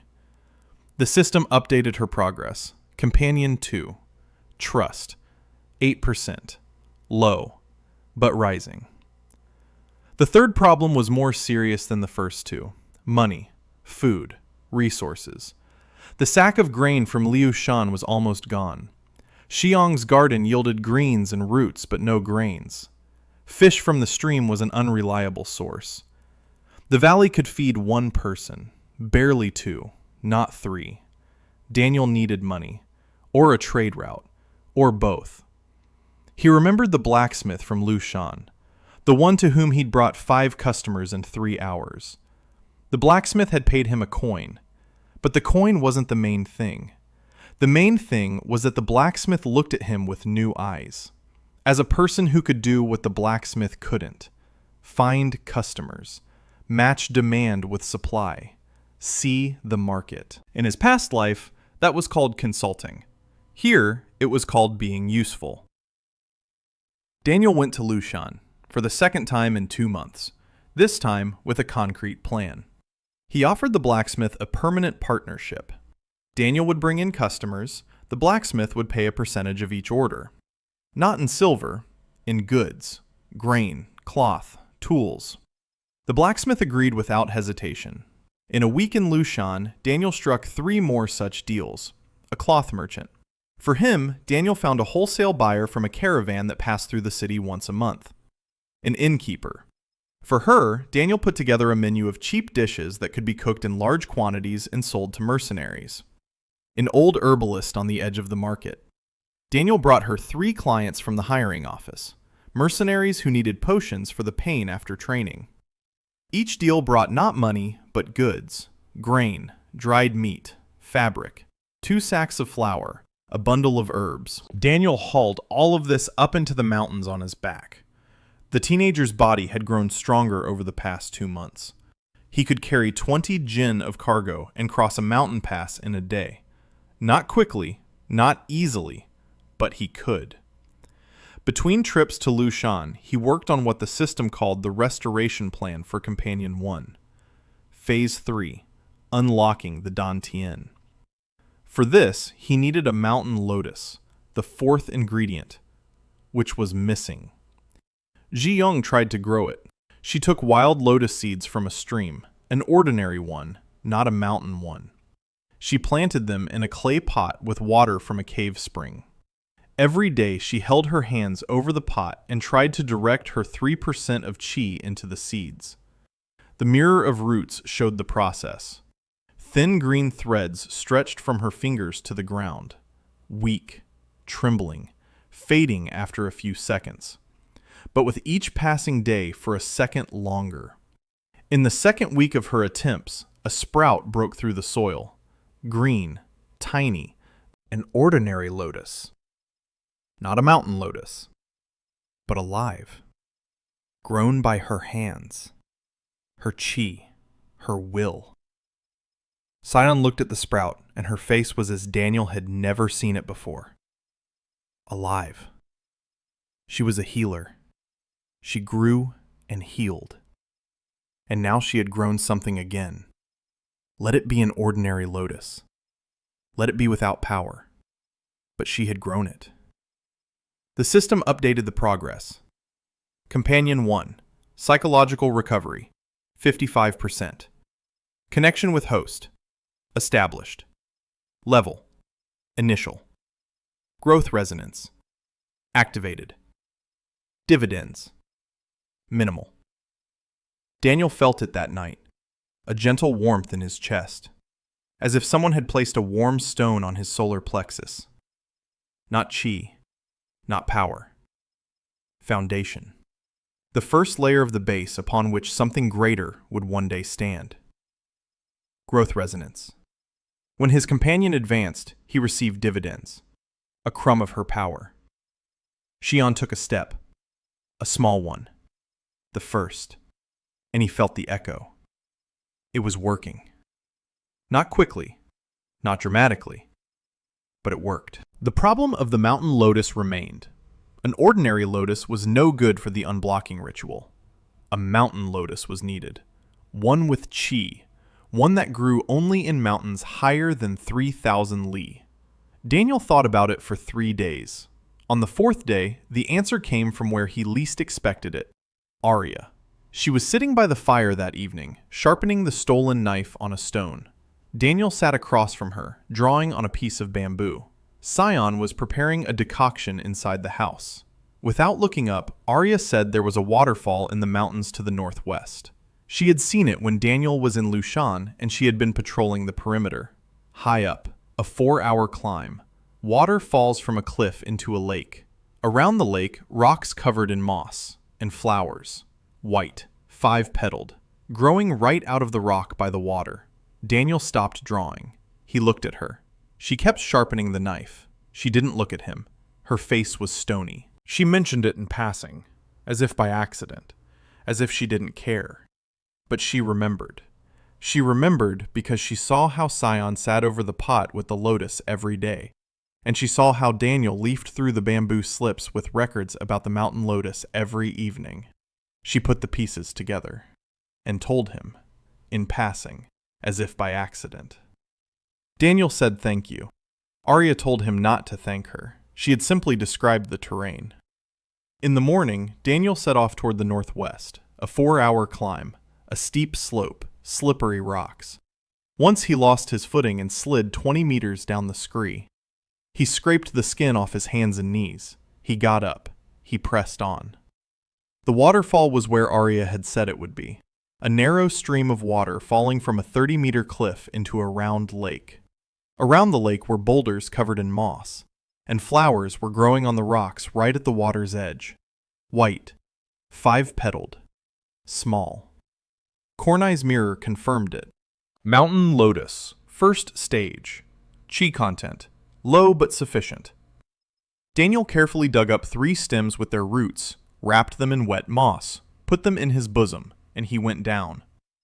By evening, he was in the valley. He placed the mountain lotus before Xion. She looked at the flowers, then at him, then at the flowers again. Her hands reached for them, gently, carefully, as if handling a living creature. She took one stem and brought it to her face. She closed her eyes, and Daniel saw a green spark run through her fingers, stronger than before, brighter. The plant responded to her. The healer recognized his medicine. The system issued an update. All ingredients for the first stage ritual have been gathered. Mandarin peel, white willow root, mountain lotus, spring water from the source. Recommendation: perform the ritual within 3 days. Location: the cave with the spring. Optimal time: dawn. The presence of the bearer is required. 3 days later, at dawn, they entered the cave. Sion carried the mountain lotus in a clay pot. Daniel carried the mandarin peel and white willow bark. They collected water from the spring on the spot. Sion sat down by a crack in the rock from which water was seeping. She laid out the ingredients. Her movements were precise, calibrated. Her hands remembered. She mixed the bark with the peel. She ground it in a stone mortar. She added water. She added the mountain lotus petals. The brew glowed a pale green. She looked up at Daniel. There was a question in her eyes. He nodded. She drank. She closed her eyes, and the cave trembled. Not physically. Daniel felt it through the system. A wave, soft, green, like a spring breeze passing through stone.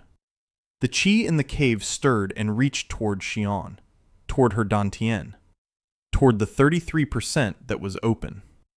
The mirror of roots showed the process. The block was cracking, slowly, layer by layer, like ice on a river on the first day of spring. 33%, 35, 38, 40, 43. She opened her eyes.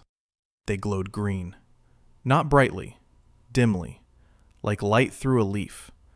She raised her hands, and a flower bloomed between her palms, small, green, translucent, woven from pure chi. A lotus. She began to cry, quietly, soundlessly. Tears streamed down her cheeks, and she smiled through them. Her first smile since the day her dantian was burned out.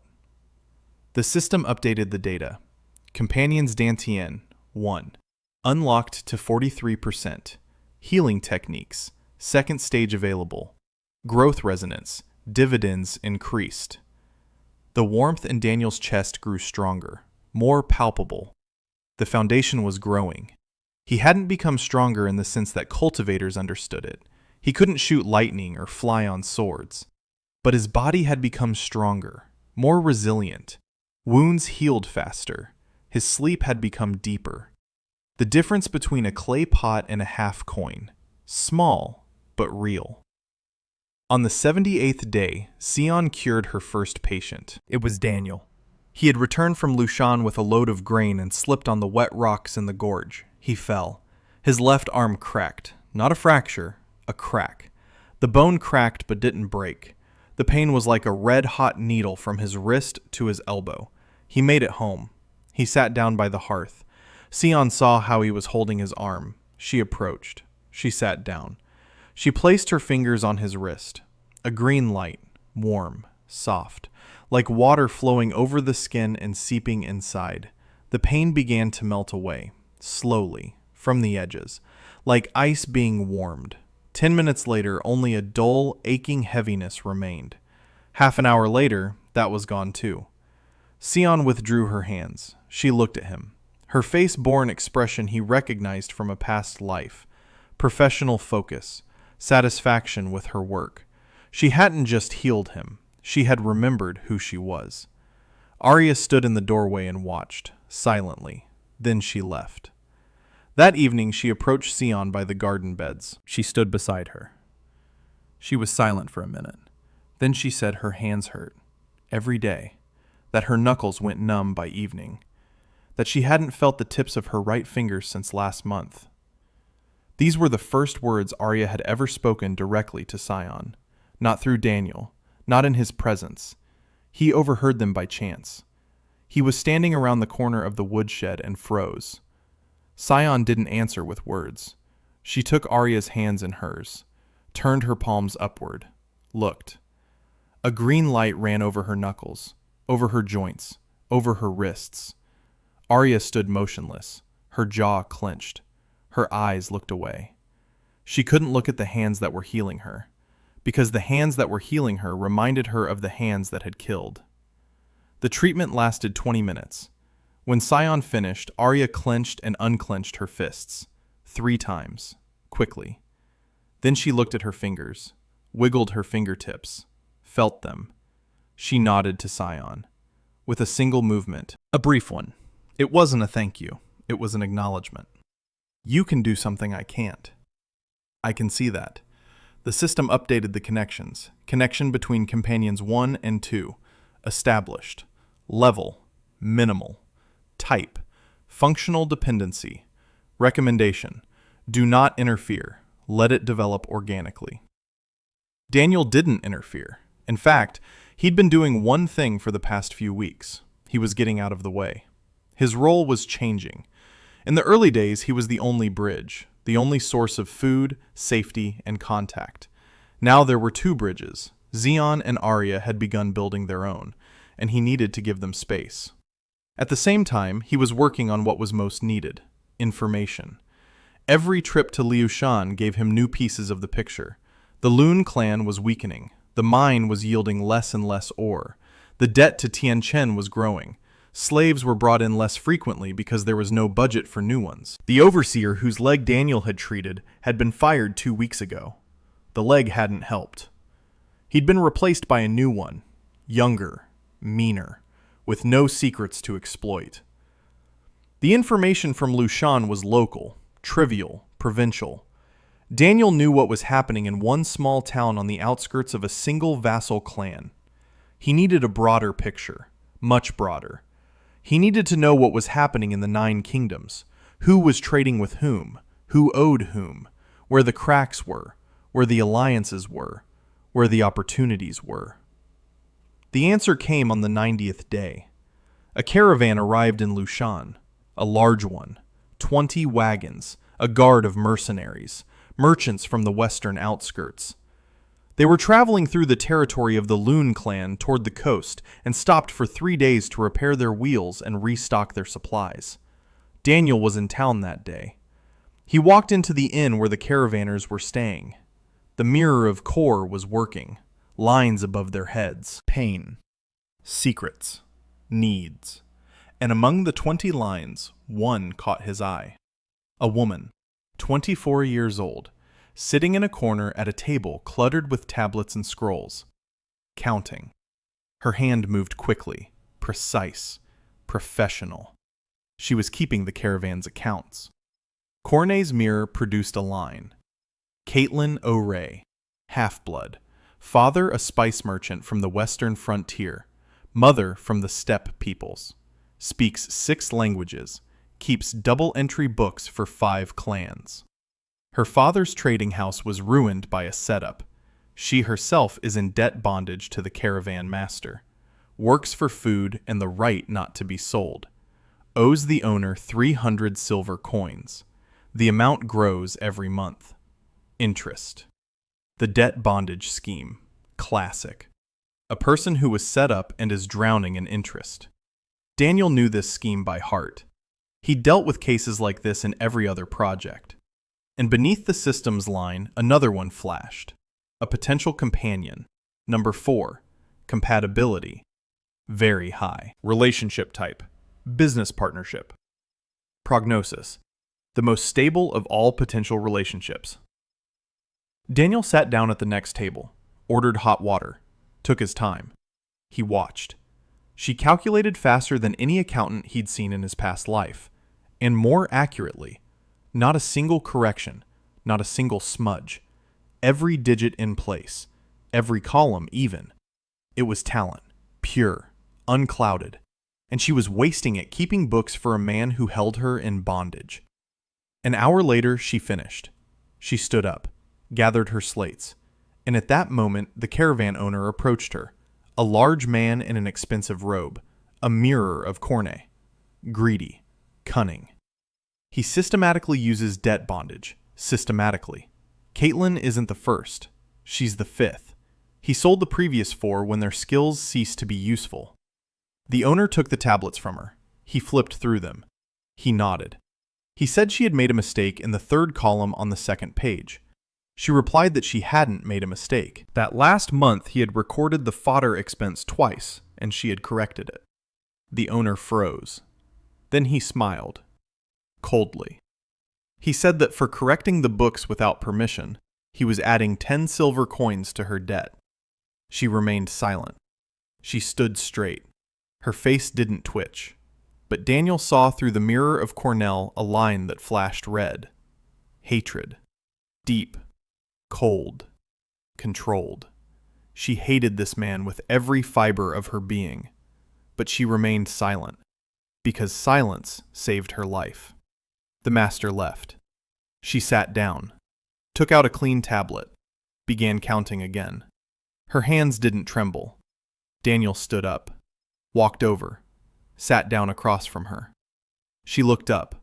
An appraising gaze. Quick. Professional. Clay-like. A teenager. No C's. A beggar. Not worth the time. She lowered her eyes back to the slates. Daniel said one sentence. He said that the fodder expense was recorded twice, not by mistake, but on purpose. That the owner pockets the difference through a front supplier in every city where the caravan stops. That this is a classic revenue skimming scheme that can be proven by comparing the caravan's books with market records from the last 3 cities. She looked up. Different eyes. Not appraising. Intrigued. She asked how he knew this. He said he could see the schemes. She asked what kind. He said financial ones. She was silent for 5 seconds. Then she said that was interesting. Then she asked what he needed. He said he needed an accountant. She said she wasn't available. He said he knew. And that by tomorrow evening she would be available. She looked at him. For a long time. Then she said he was either crazy or very smart. And that she hoped for the latter. Daniel spent the next day working, not with his hands, with his head. He spoke with 3 people in Lushan, a blacksmith, a fabric merchant, the market overseer. He asked each of them one question. Did they know that the caravan owner double-booked the cost of fodder and pocketed the difference through front companies? Each of them had dealt with this owner. Each had lost money. no one could prove it. Because the books were kept by a professional accountant, and the books were flawless. Flawless because Caitlyn made them flawless, including the part that hid the embezzlement. She knew. She knew everything, but she kept quiet. Because silence saved lives. Daniel showed the blacksmith, the merchant, and the market overseer how to find the discrepancies, not in the caravan's books, in the market ledgers. The ledgers were public. Anyone could compare them. No one compared them because no one knew what to look for. The next morning, the market overseer summoned the caravan owner for an official meeting. The blacksmith and the merchant were present as witnesses. The discrepancies were on the table, in black and white. The caravan owner turned pale. Then he turned red. Then he started shouting. Then he fell silent. Because the market overseer said that either the owner would compensate all the merchants of Lushan with whom he had dealt for their losses, or the overseer would send a report to the Loon clan about fraud on their territory. The Loon clan did not like it when someone stole on their land. That was their privilege. The owner compensated them. And as part of the compensation, he renounced the debt contract. 300 silver coins were written off. The debt was cleared. She was free. Daniel found her by the well behind the inn. She was standing there, holding her contract in her hands. The small plaque with the seal that had hung around her neck like a chain for 3 years. Broken in half. She looked at the fragments, and for the first time since they'd met, there was something on her face other than a professional mask. Confusion. She didn't know what to do with her freedom. Daniel said the offer still stood. He needed an accountant. Pay, food, housing, a job that made sense. And one more thing. A budget for personal projects. No accountability. She asked what kind of personal projects. He said any. Whatever she wanted. She didn't understand. She asked what the catch was. He said there was no catch. She looked at him for a long time. Then she said she would go with him. Not because she believed him, because she had nowhere else to go.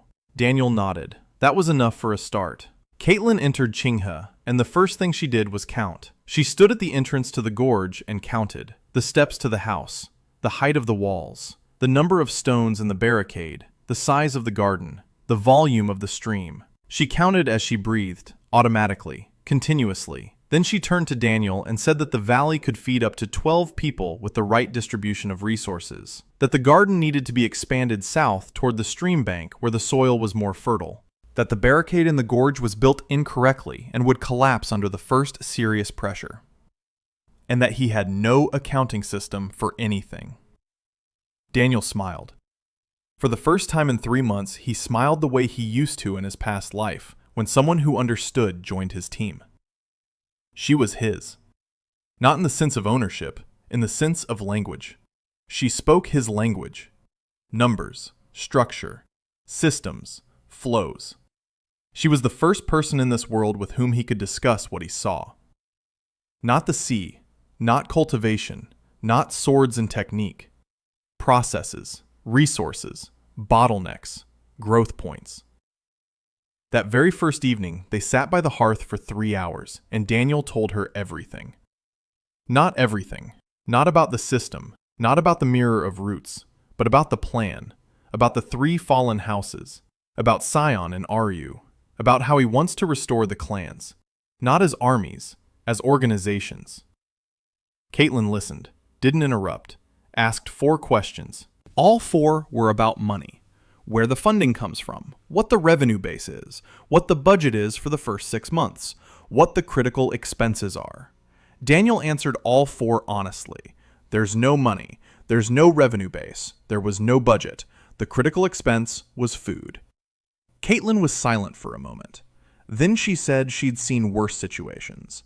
Then she added that she was lying. She hadn't, but it was workable. She asked for 2 days. 2 days later, she placed a bamboo tablet in front of Daniel. On it was a plan, a detailed one, with numbers, with calculations, with a timeline. 3 phases.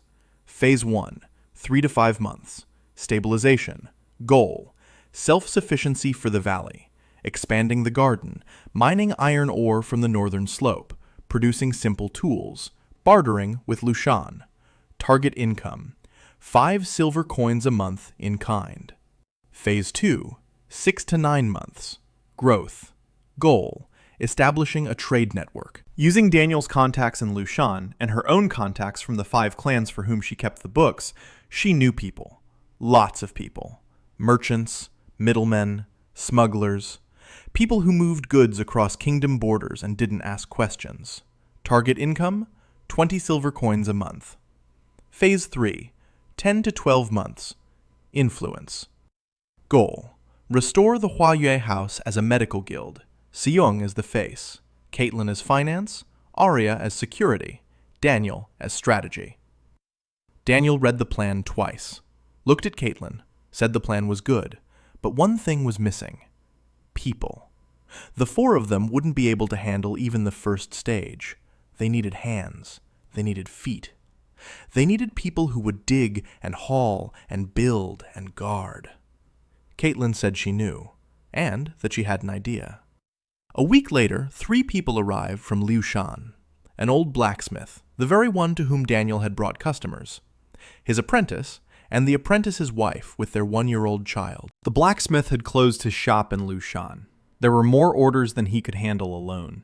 Caitlyn offered him a workshop in Chingha, his own space, access to iron ore from the northern slope, a flexible schedule, a percentage of sales.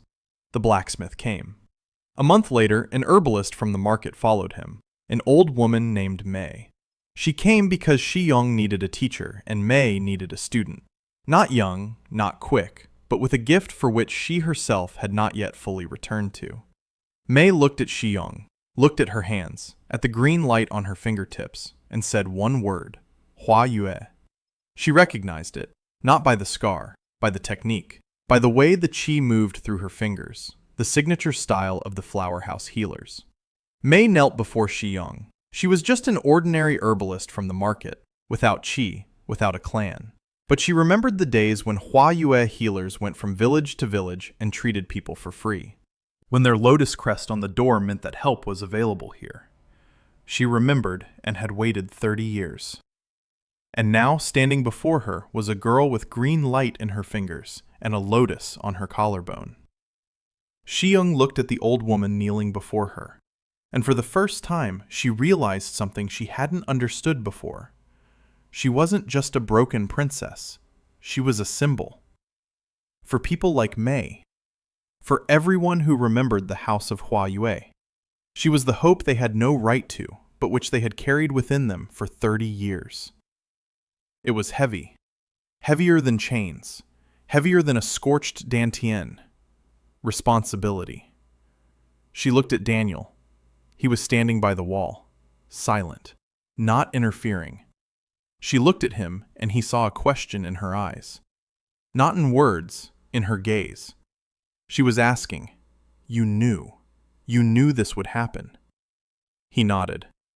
She closed her eyes, opened them, reached out to May, lifted her from her knees, and said 3 words. Huayue's home is here. The system flashed. Companion progress, 1. Psychological recovery, 72%. Connection with the host, moderate level. Resonance, stable. Meanwhile, Arya was building. A second wall in the gorge, then a third, then a training ground in front of the house. Packed earth, punching posts, straw targets. She built and trained, and her burned her out with every strike.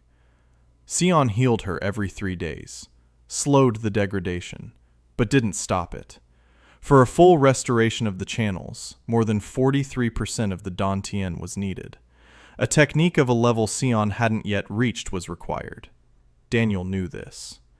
The system gave a prognosis. 4 months until the point of no return. If by that point Sion hadn't reached the 3rd level of healing techniques, Arya's channels would be irreversibly destroyed. 4 months. Sion was at the 2nd level. Between the 2nd and 3rd lay an abyss.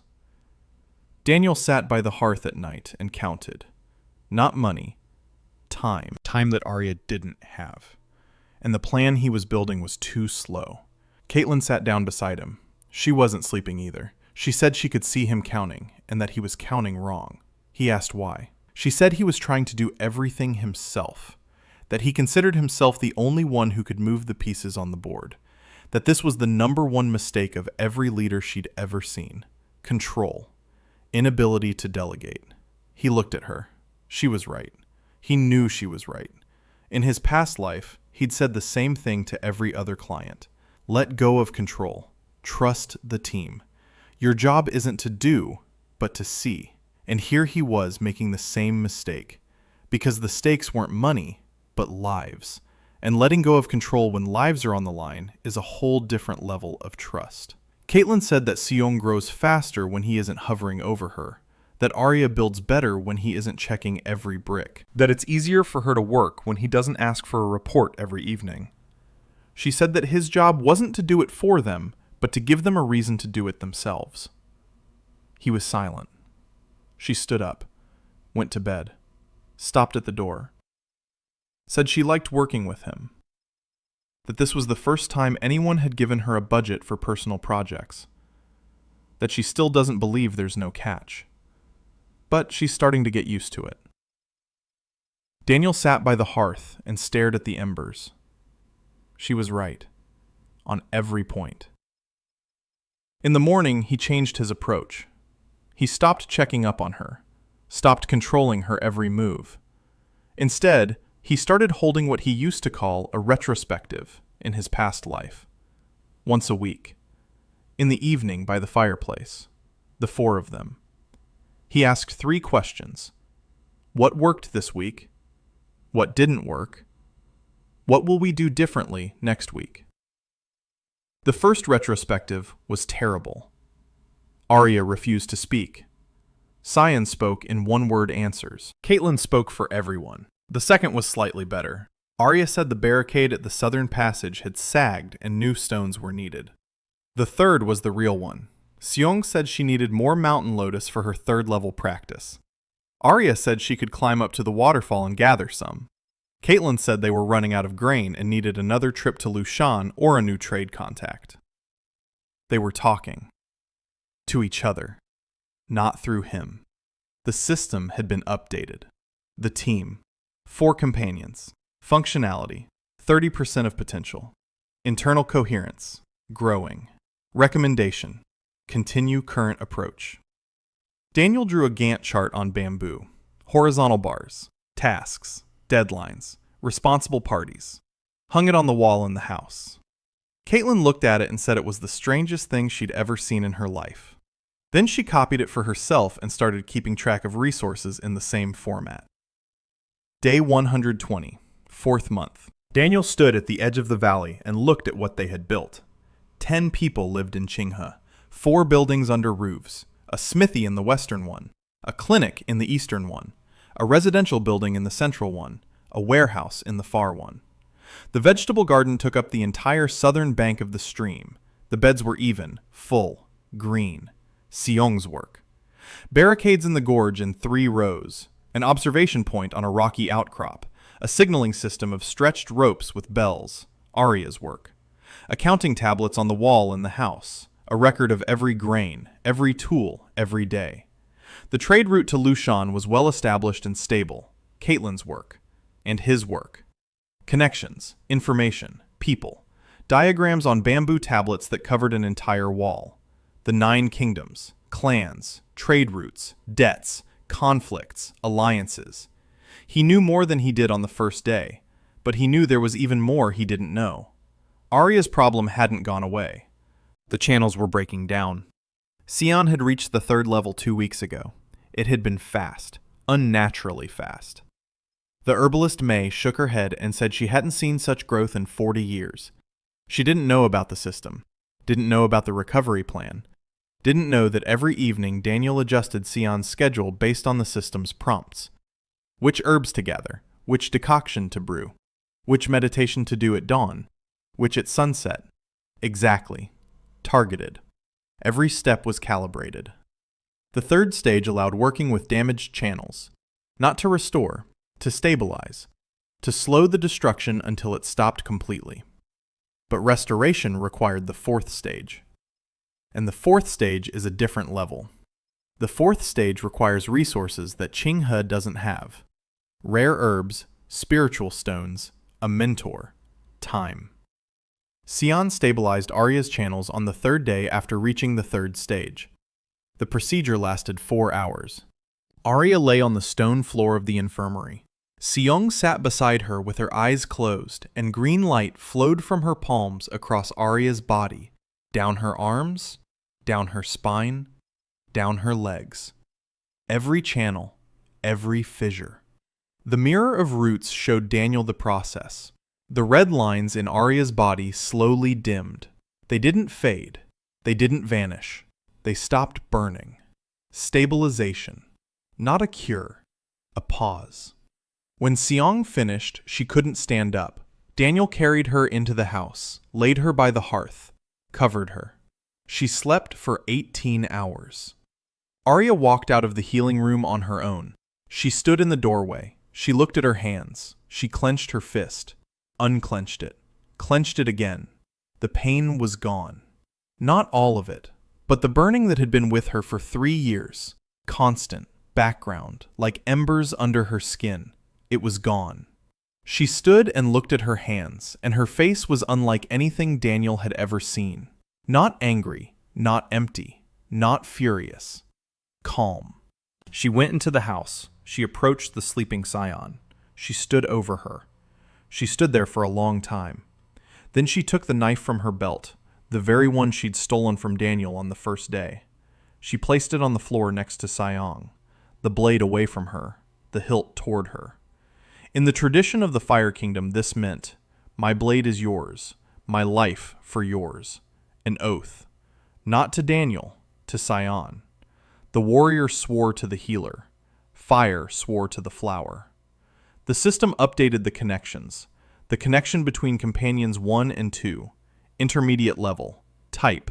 Oath of loyalty. Daniel stood in the doorway and silently left. It wasn't about him. It was between them.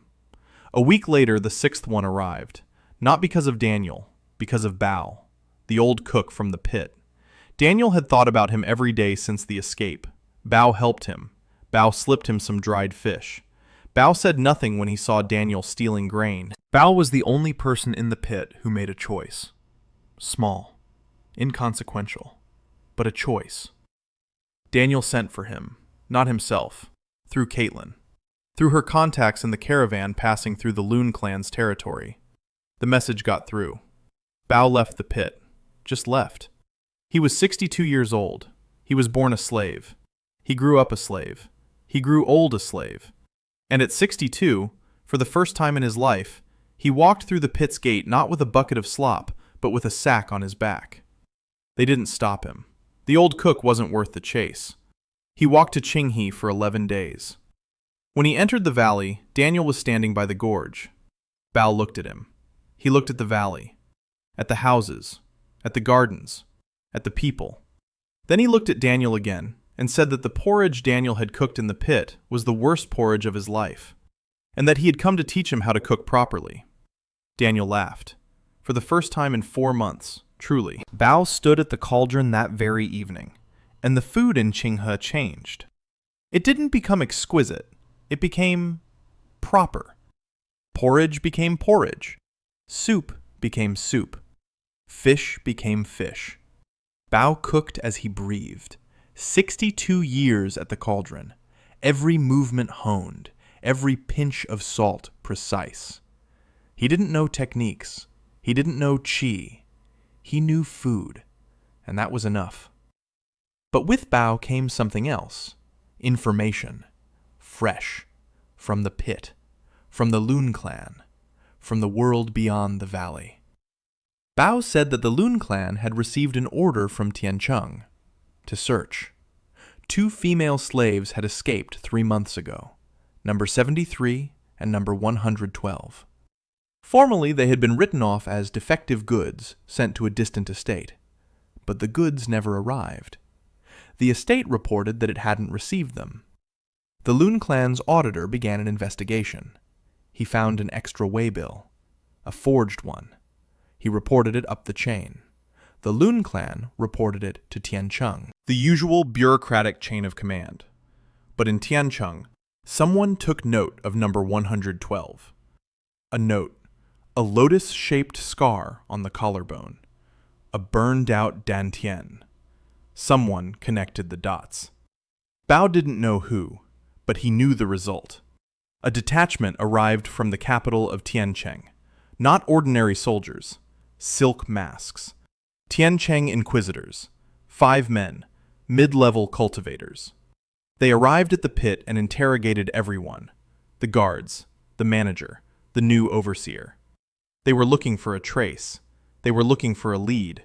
They were looking for number 112. Bao said that when they interrogated Liu Guan, he wet himself out of fear. Daniel listened. His face remained impassive. Inside, it was cold.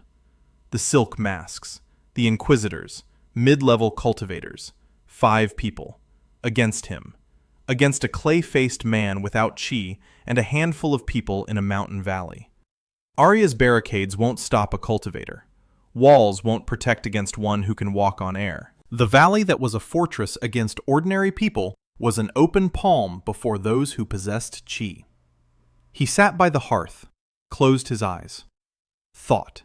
The silk masks are looking for number 112. They know she's escaped. They know where from. They know the direction. The mountain pass, the western forest. Beyond that, they'll lose the trail, because beyond that, Daniel and Sion were traveling off the beaten path.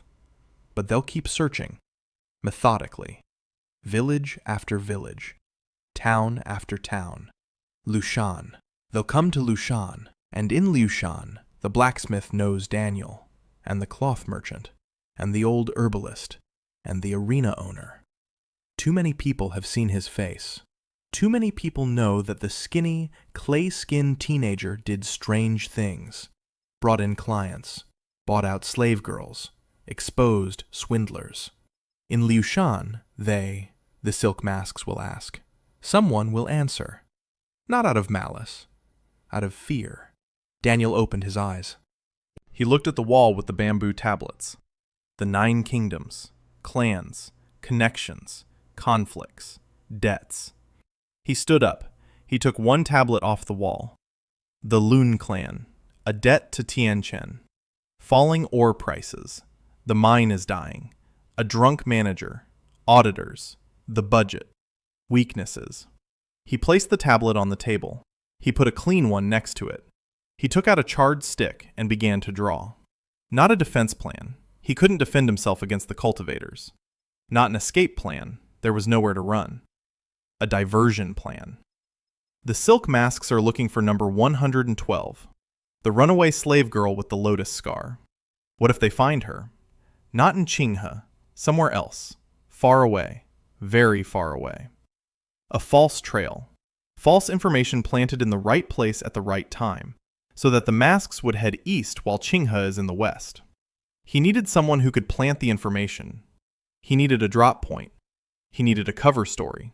And he needed time.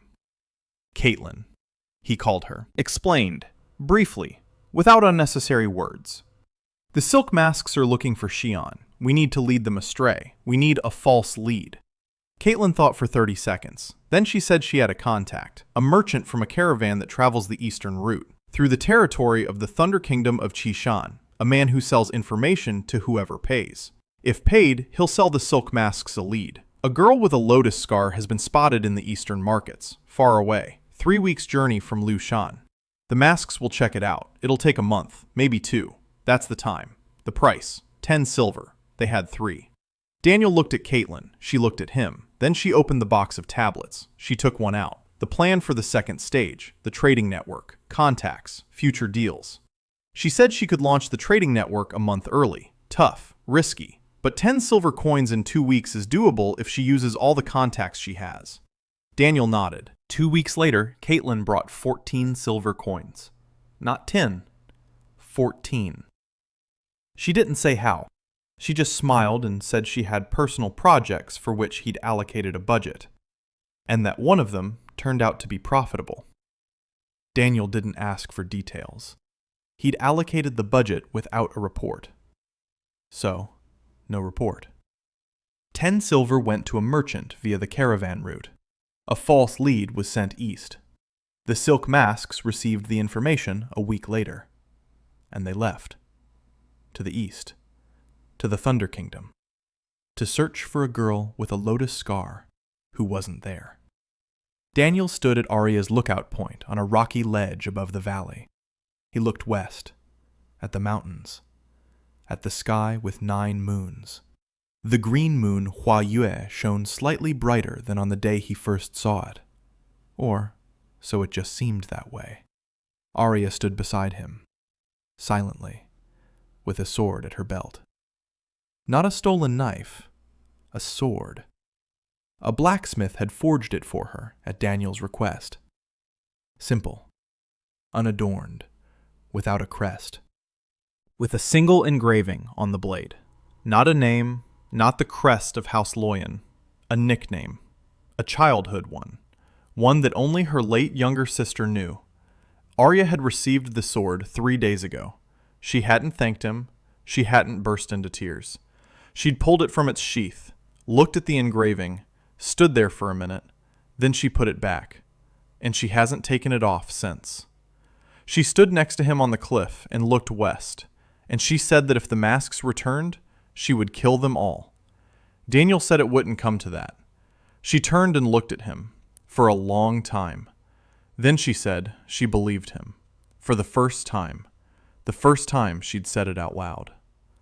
The system flashed. Companion 2, trust, 31%. Bond type, loyalty through respect. Growth resonance, activated. The warmth in Daniel's chest grew stronger, the second layer of the foundation. He looked down at the valley below. A home, a garden, a smithy, an infirmary. People. 10 people who, just 6 months ago, had been nobodies. Slaves, debtors, old folks, vagabonds. Now they were something. Not a clan, not an army, not a kingdom. Something small and alive and real that grew from a crack in the rock like a mountain lotus.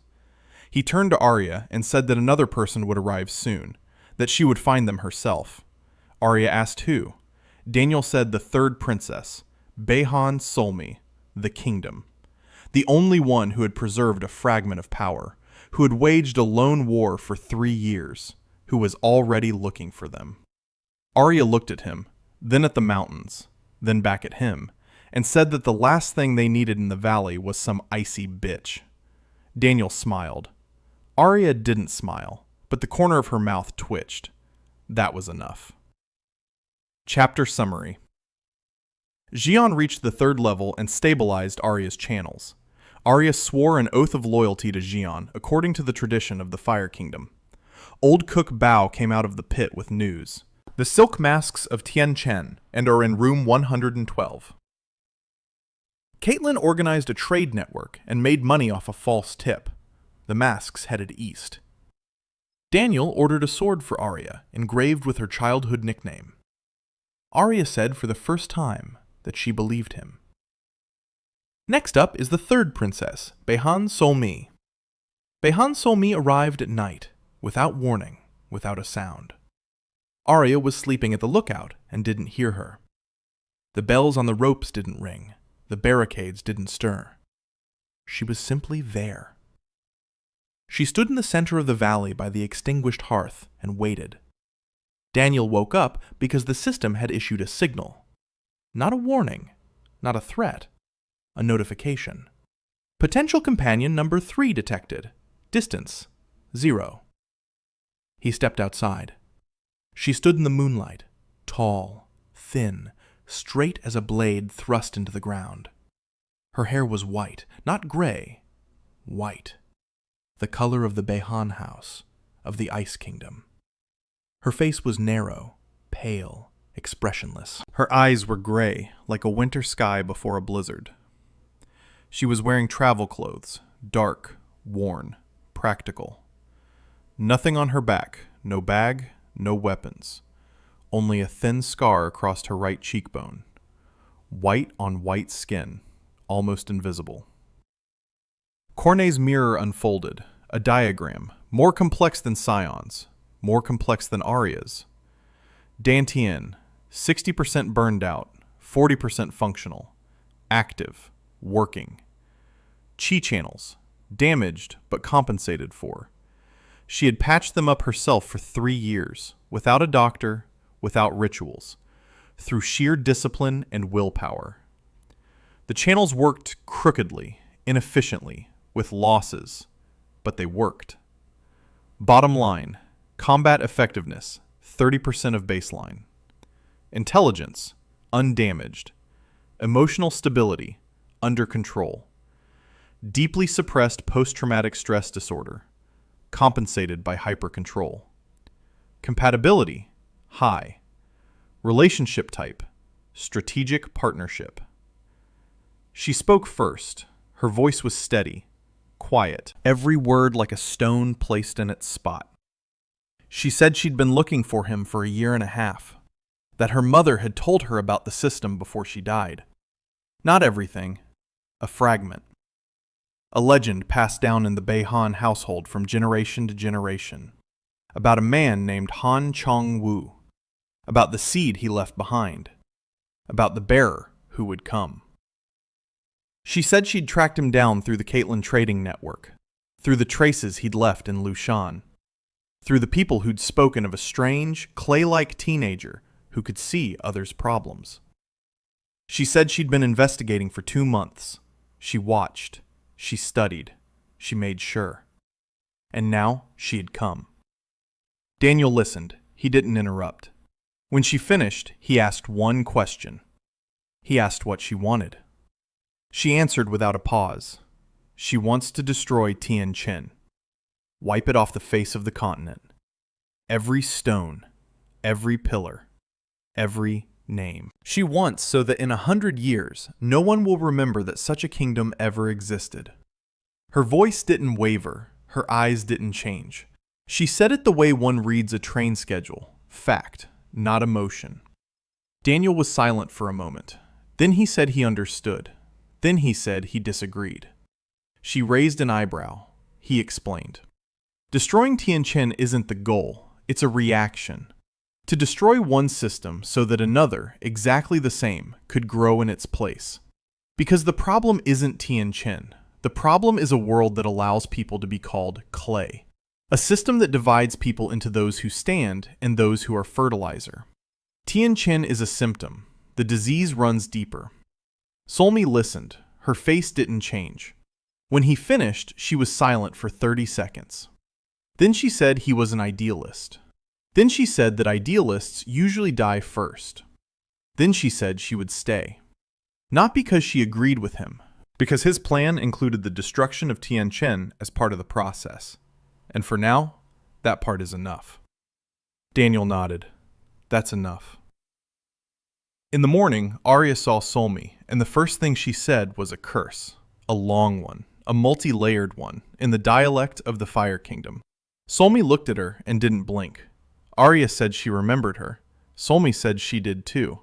They had met once, 3 years ago, at the ceremony before the Night of the Cut Flowers, when they were still heirs, when the world hadn't fallen apart yet.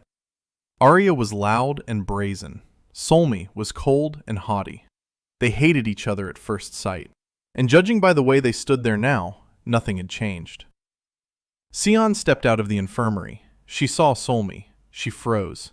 Solmi turned toward her, and for a second, just 1 second, her face changed. Not a smile, not tears. A crack.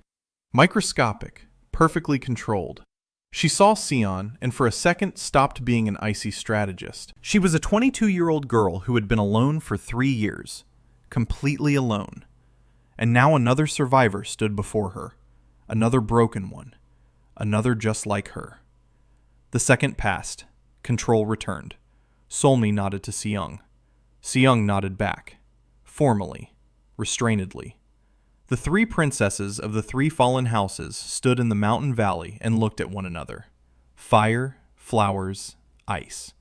Each with a scorched dantian. Each with scars. Each with rage or pain or emptiness inside. and standing between them was a clay figure without a C who saw their cracks as organizational diagrams. Daniel realized that the most difficult part was beginning, not the external one, the internal one. 3 women broken by the same man. Each believes her pain is the most important. Each believes her plan for revenge is the right one. Arya wants to burn immediately. Solmi wants to spend 10 years gathering strength in the shadows. Sion doesn't want revenge at all. She wants to heal. 3 vectors, 3 directions, and he's in the middle. The first conflict occurred on the 3rd day. Flashback.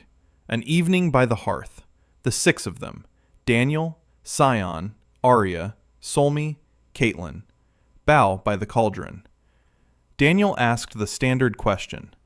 What are we doing next week? Arya said we need to form a combat unit. Recruit people. Train.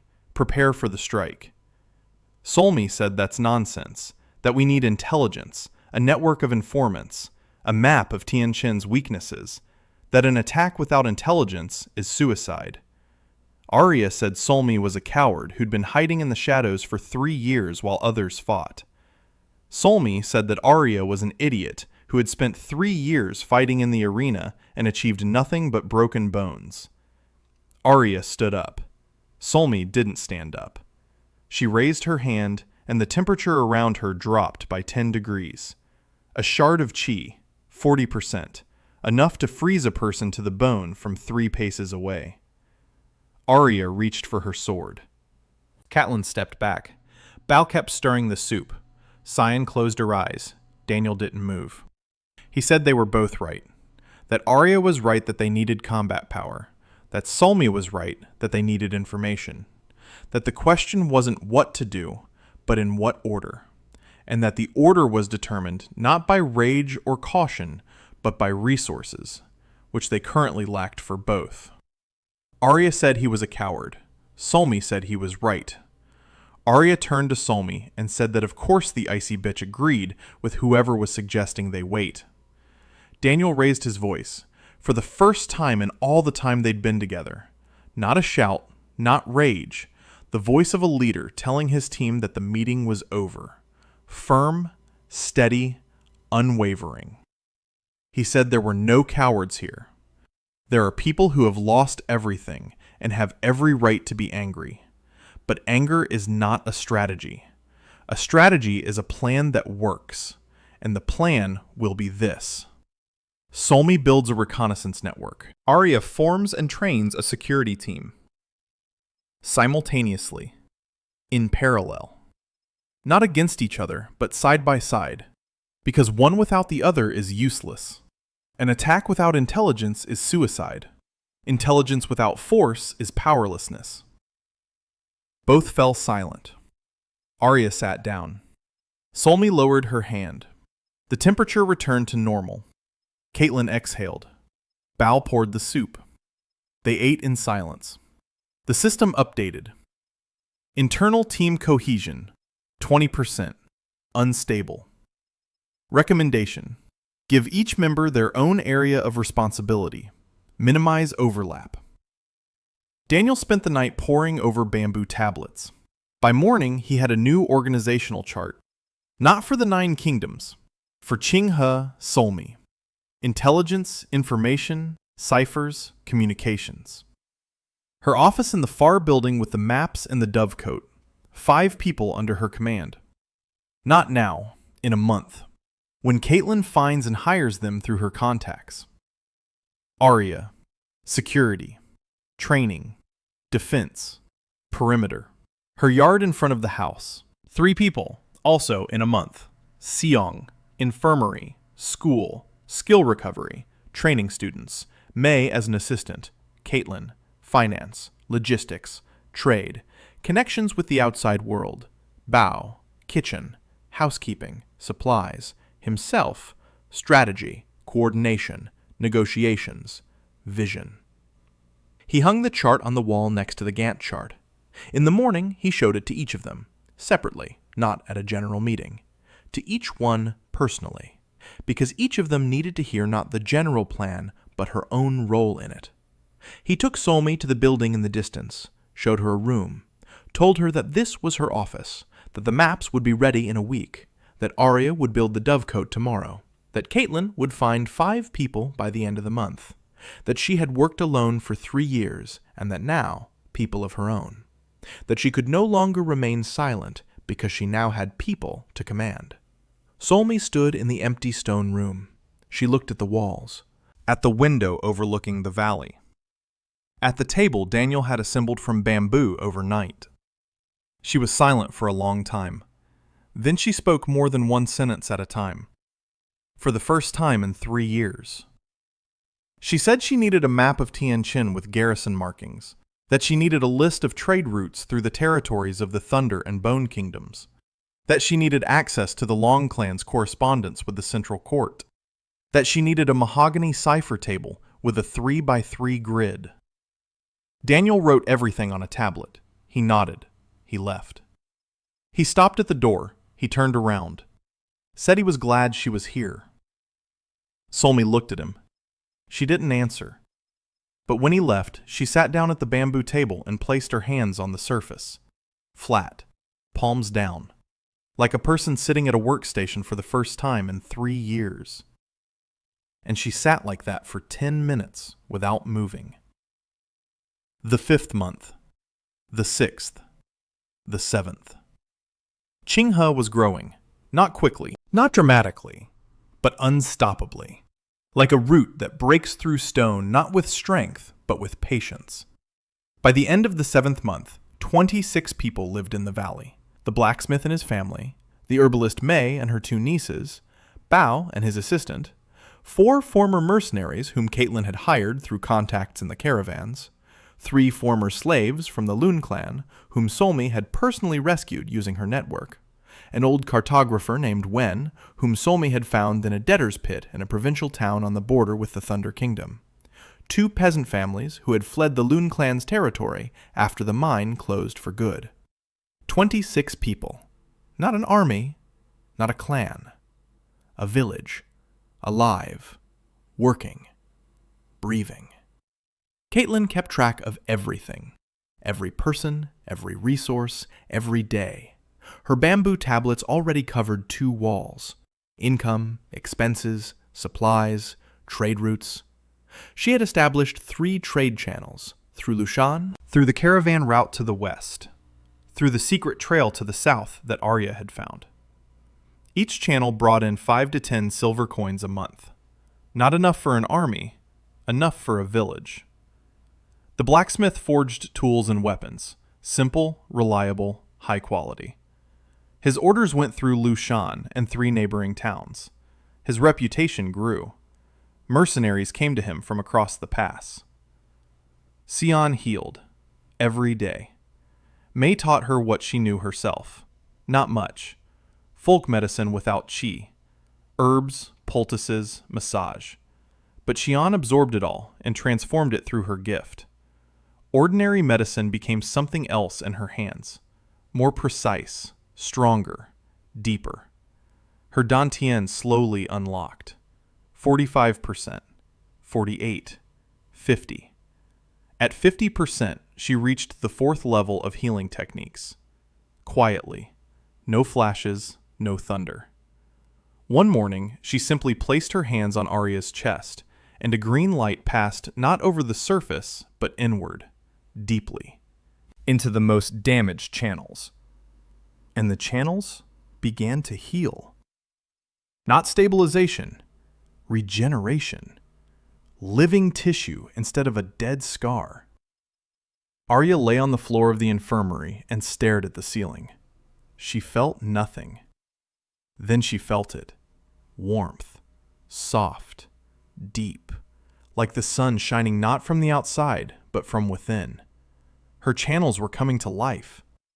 For the first time in 3 years, something other than pain flowed through them. When Sion finished, Arya stood up. She raised her hand, and a flame flickered at her fingertips. Red, tiny, like a candle flame in the wind. Not a technique, not an attack. A spark.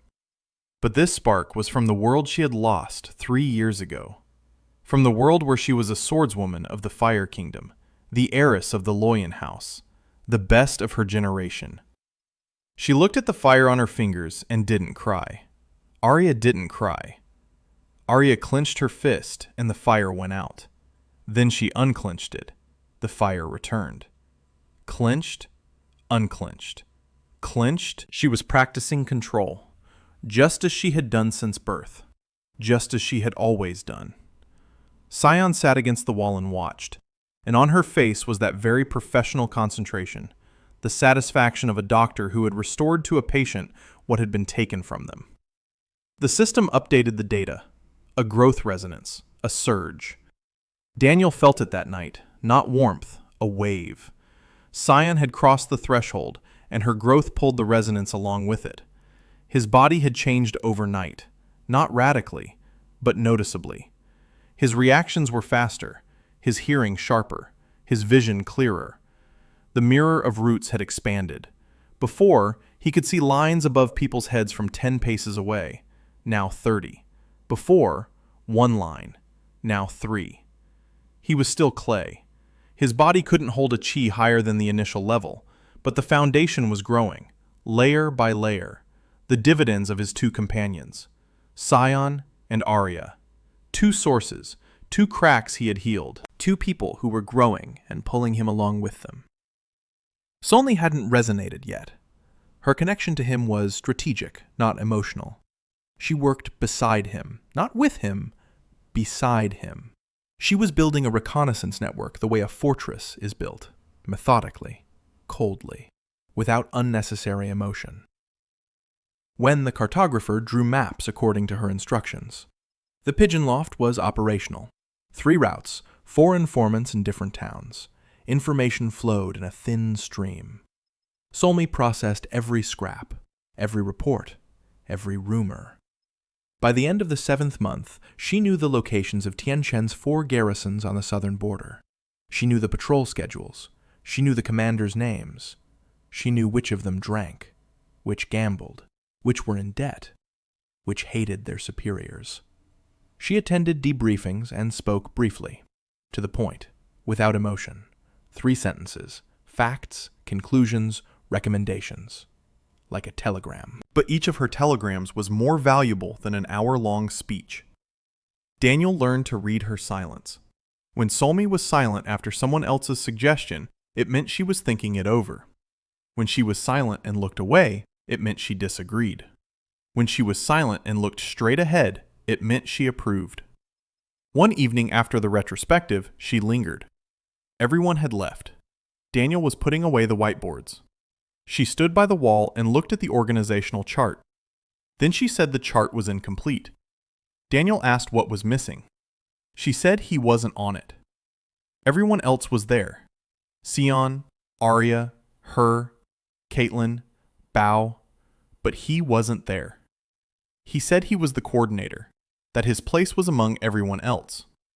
She said that a coordinator without a line on the chart was a person without protection. That everyone was protected because they were connected to one another, and he was connected to everyone, but no one was connected to him. That if he were killed, everything would fall apart. And that's a bad structure. He looked at her. She was right. He was right in his conclusions again, and blind to the obvious once more. He had built a system where everyone was protected, except him. She said it needed to be fixed. He asked how. She was silent for 10 seconds. Then she said she would be his shield. Not because she liked him, because it was rational. If he died, the plan would die. So his survival was a tactical objective, and she was taking it upon herself. Daniel was silent. Then he nodded. Solmy nodded back. She walked out. She stopped at the door. She didn't turn around. She said to the wall that his tea didn't taste good, and that if he makes her tea, he should put ice in it, as was customary in the Behan household. Then she left. Daniel stood in the empty room and smiled. The system flashed. Companion 3, Trust, 19%. Connection type, updated. Strategic partnership with an element of personal attachment. The 9th month was the turning point. Daniel had been preparing for it for 3 months. Ever since the day Caitlyn drew up a 3-stage plan. The first strike against Tiancheng. Not a military one, a financial one. Through Solmi, he knew that the 7th Prince of Tiancheng controlled 3 grain silos on the southern border. Large ones, strategic ones. Supplies for 2 garrisons in 3 provinces passed through them. Grain was the lever. Whoever controls the grain controls the people. Through Caitlyn, he set up a chain of frontmen. 4 people in 3 cities. Each bought grain from the 7th Prince's granaries at inflated prices. Large volumes. The granaries were emptied within a month. The money came in. A lot of money. The 7th Prince didn't suspect a thing. Business is business. Then the frontmen vanished. The grain was resold to other markets. At a normal price. A loss. The granaries were empty. The money was gone.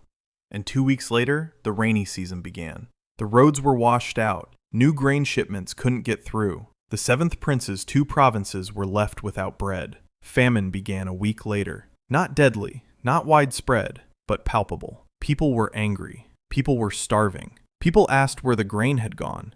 And at that moment, carts arrived in the province. With grain, with medicine, with dried meat and cloth. The wagons bore a crest, a lotus, the house of Hua Yue, not dead, alive, reborn. Merciful aid from a house that had been declared destroyed 3 years ago. The people didn't know the details. The people knew one thing. Tiancheng had taken the grain. Hua Yue had brought it. That was enough. Rumors spread like ripples on water. Hua Yue is alive. Hua Yue has returned. Hua Yue is helping. The 7th Prince found out 5 days later. He sat in his palace in the capital of Tiancheng and read the report. His face remained unchanged. He read it, folded it, placed it on the table. He called a servant. He asked for tea. He drank it. Then he crushed the cup in his hand. The porcelain dug into his palm. Blood dripped onto the table. He didn't notice. He was thinking. Hua Yue, alive. He personally burned the heiress's dantian. Personally left 30%. Personally sold her into the slave market. And now she's back. And not just back.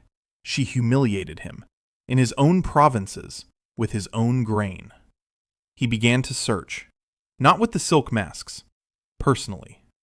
Changhua Yuna came to kill Daniel, a 15-year-old assassin from the Tianchen Shadow Clan, trained since the age of 6. 43 confirmed targets by the age of 15. The 7th Prince sent her personally. A small tool for a small target. A girl assassin for a clay teenager. Yuna infiltrated Chingha on the 3rd night. The first 2 nights, Arya's barricades had held her back. On the 3rd, she found a crevice in the rock on the eastern slope. Narrow. Impassable for an adult, sufficient for a skinny 15-year-old. She made it to the central house. She raised her knife, and at that moment, Daniel emerged from the infirmary.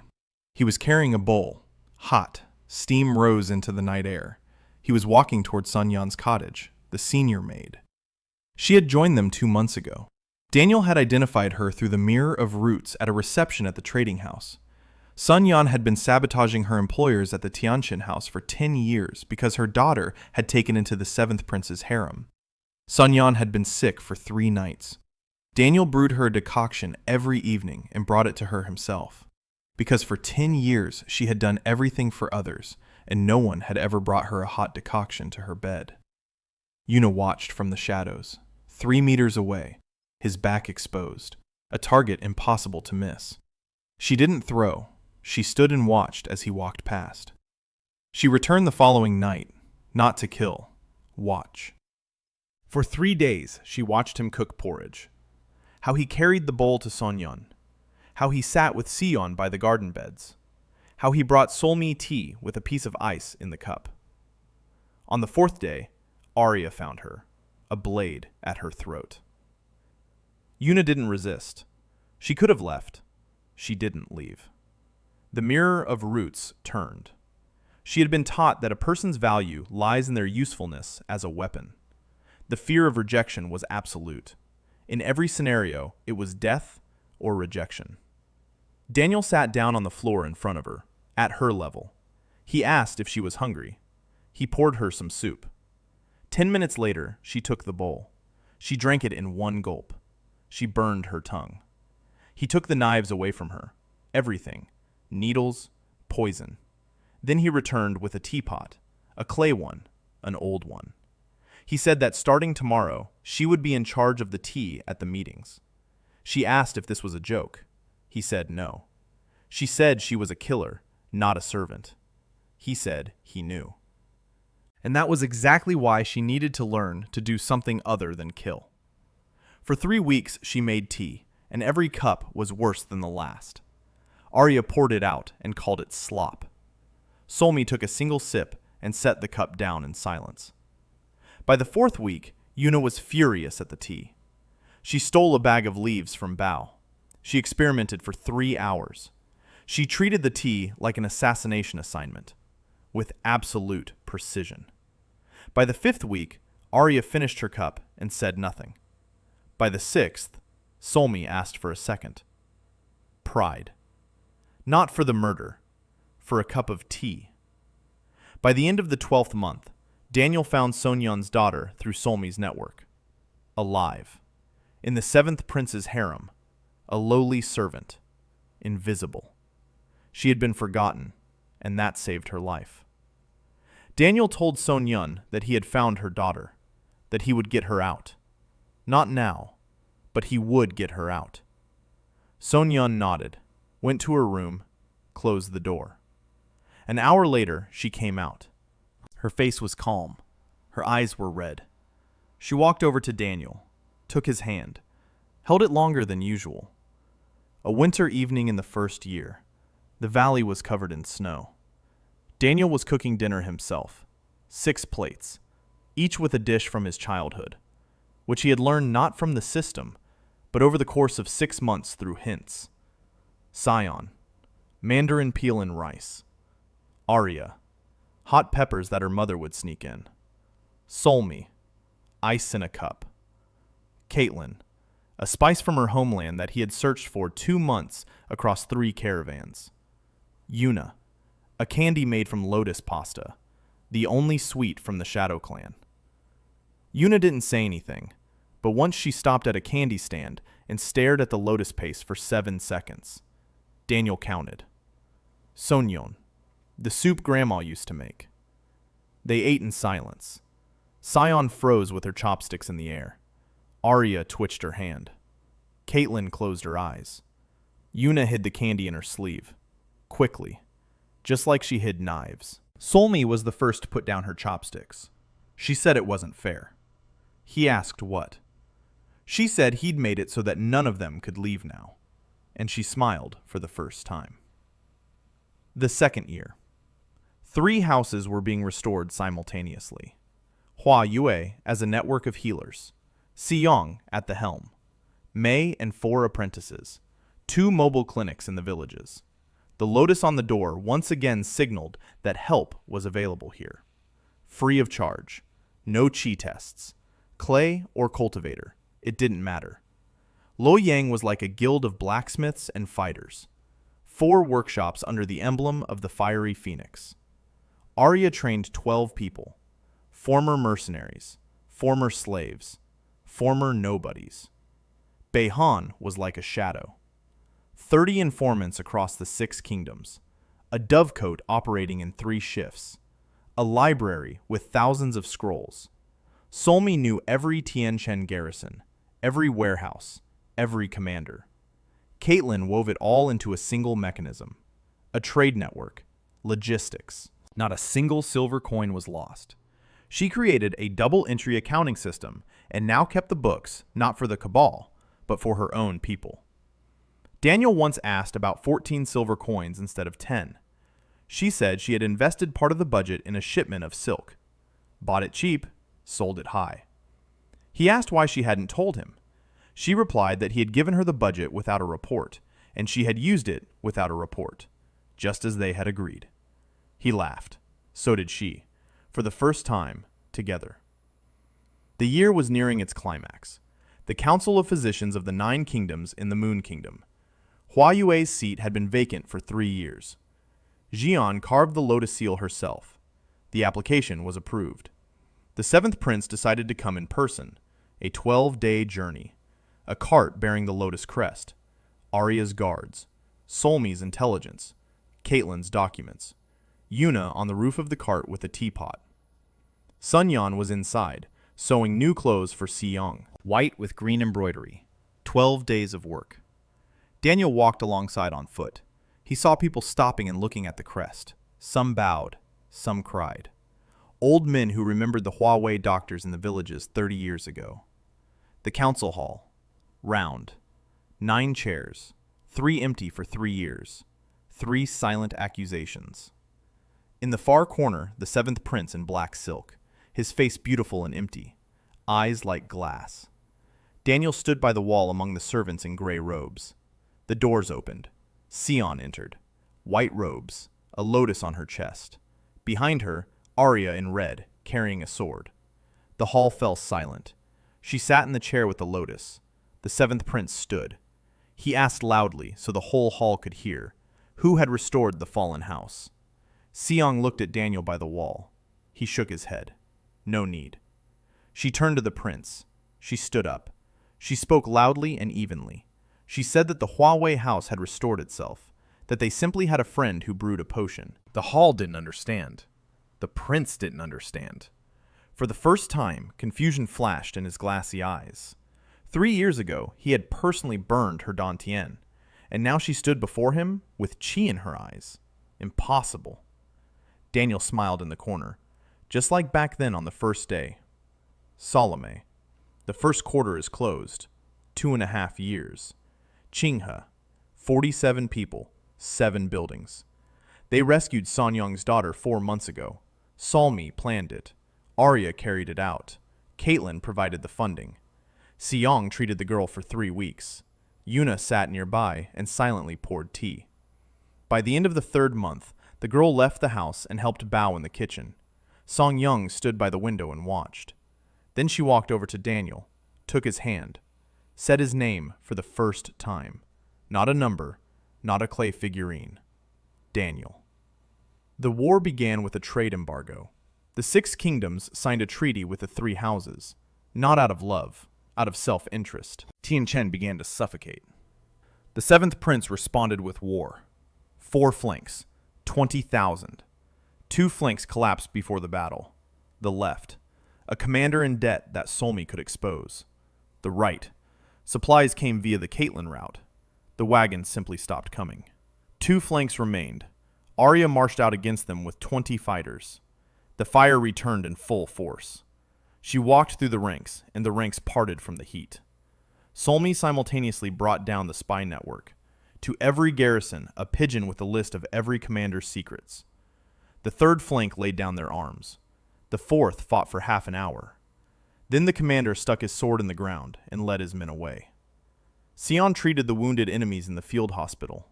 One cultivator asked why. She replied that she was a healer, and a healer heals. Caitlyn was in the capital signing a trade pact without Tian Chen.